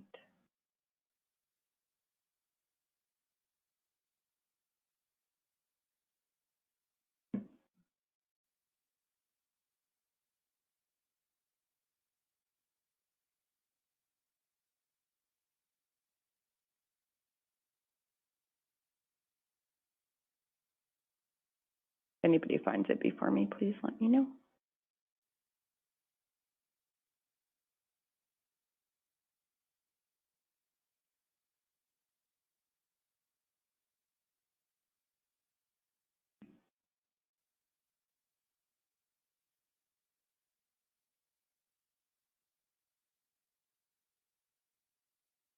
Found it.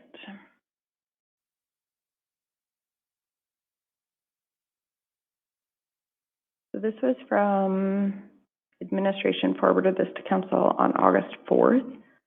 It says, Dear Mayor, Reeve, and Council, over the past months, I've been meeting with municipal leaders regarding the provincial government exploration of an Alberta police service.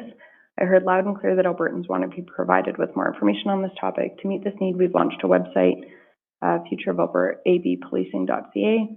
I encourage all municipal leaders to visit the website and learn more about how Alberta is part of a growing national conversation on the future of RCMP contract policing. No decisions have been made on whether Alberta will transition to an Alberta provincial police, and Alberta's government is continuing to listen to a wide variety of viewpoints on this topic. So there is not an invitation there. I do feel like I read it somewhere, and I feel like we could invite Minister Chandro or a representative from Justice to attend if council would like to engage more fully on this topic. So we could let the motion stand and concurrently invite him, and then if he comes, maybe we could cancel the engagement in that group session. Sounds good. Councillor Lawerson. Just, excuse me, in addition to what you had just mentioned, if we look in this invitation here, he says, I'm committed to continuing this discussion and I am pleased to offer additional engagement opportunities for municipal leaders.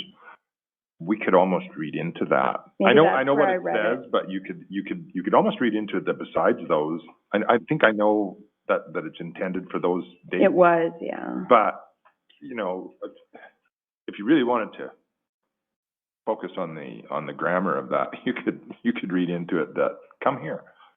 And the reason I'm saying that is you look at all the sessions, right? There's Edmonton, and then the smaller locations, Grand Prairie, Cold Lake, Lethbridge, we're not going to. So Calgary's our option. Calgary has a very different, I mean, they already have their own city police service. So it would be nice to get a rural focus on it, even if we could get them to come and meet with Falcon Newell, Starland, have a thing specific for rural, because I think there's two dichotomies here. One is what the urban thinks and the other is what the rural thinks, because and I think one doesn't know what the other issues are, for lack of better words.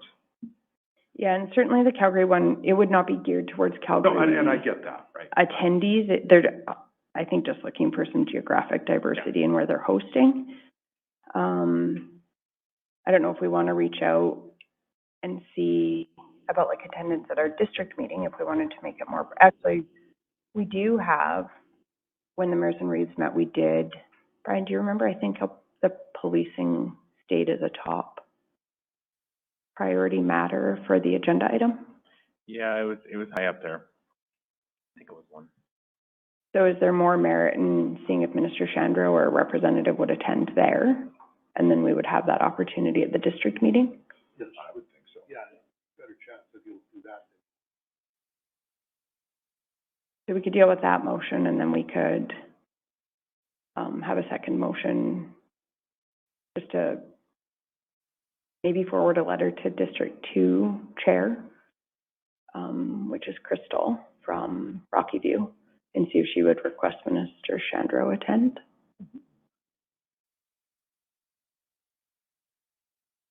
So there's a motion on the floor regarding 2 representatives attending a session that the province has offered in this invitation. Any questions or discussion on that? Is anyone opposed? Motion is carried. Make the motion that we send a letter to District Chair fighting powers that be about the policing cleaned up. They'll get edited. The minister or representative to the District 2 meeting? Yes. Any questions or discussion on that motion? Should we, that's just thinking out loud, should we say that if that request is accepted, that we opt out of the September ones, or do we just let's wait and see what happens? I think we just wait and see what happens, right? Okay. And I'm fine with that. It's just I wanted to raise that as a. And maybe perhaps too, just if we copied the other like municipal MDs and counties in District 2, just so everybody's aware of the request. Yeah, that's probably a good idea. Yeah. And maybe copy Minister of Justice. Maybe our MLAs. Just so they're aware that we want to engage on the topic. Okay, that's a long enough list. Any questions or discussion? The reason I raise that is at times you have an opportunity to discuss with a local representative, and they do appreciate just being kept abreast of engagement with the province. So, any further discussion or questions? Councillor Larson, did you? Oh, no, sorry, I was just heading. No, that's okay. Anyone opposed? Motion is carried. I believe that was all the correspondence that needed addressing. And then if we could just have a motion to accept the rest as information. I'll move that council accept the remaining items as information as provided in the request for decision. Councillor Laprise has moved. Questions or discussion? Anyone opposed? Motion is carried. I will move us into closed session. Do you have the FOIP section, CAO Henderson? I believe it would be 24. Under FOIP section 24, request for information from legal regarding litigation. Just a question to Matt. Will that be the same number for Glenn to call in on? Yes. Yep. Okay. I'll move us into closed session. Is anyone opposed? Motion is carried. So I've moved us out of closed session, and there's one motion arising. I'd like to make the motion to direct administration to bring in legal for our next council meeting. Do I need further information than that in regards to litigation to the county? Any questions or discussion? I don't really have any concerns, so I mean, that's what you guys want, but I don't see the need personally. But Any other questions or discussion? Is anyone opposed? We'll do a roll call vote. Councillor Reeve Link is in favor. Deputy Reeve Clausen? In favor. Councillor Laprise Yeah, I'm curious to know how long this is going to take, so I'll be in favor. Councillor Bigger? In favor. Councillor Eichert? In favor? Councillor Kester? Not on the line. Councillor Lowerson? Opposed? Motion is carried. That brings us to the conclusion of our agenda. Thank you, everybody. Have a great afternoon. Meeting is adjourned. Thank you.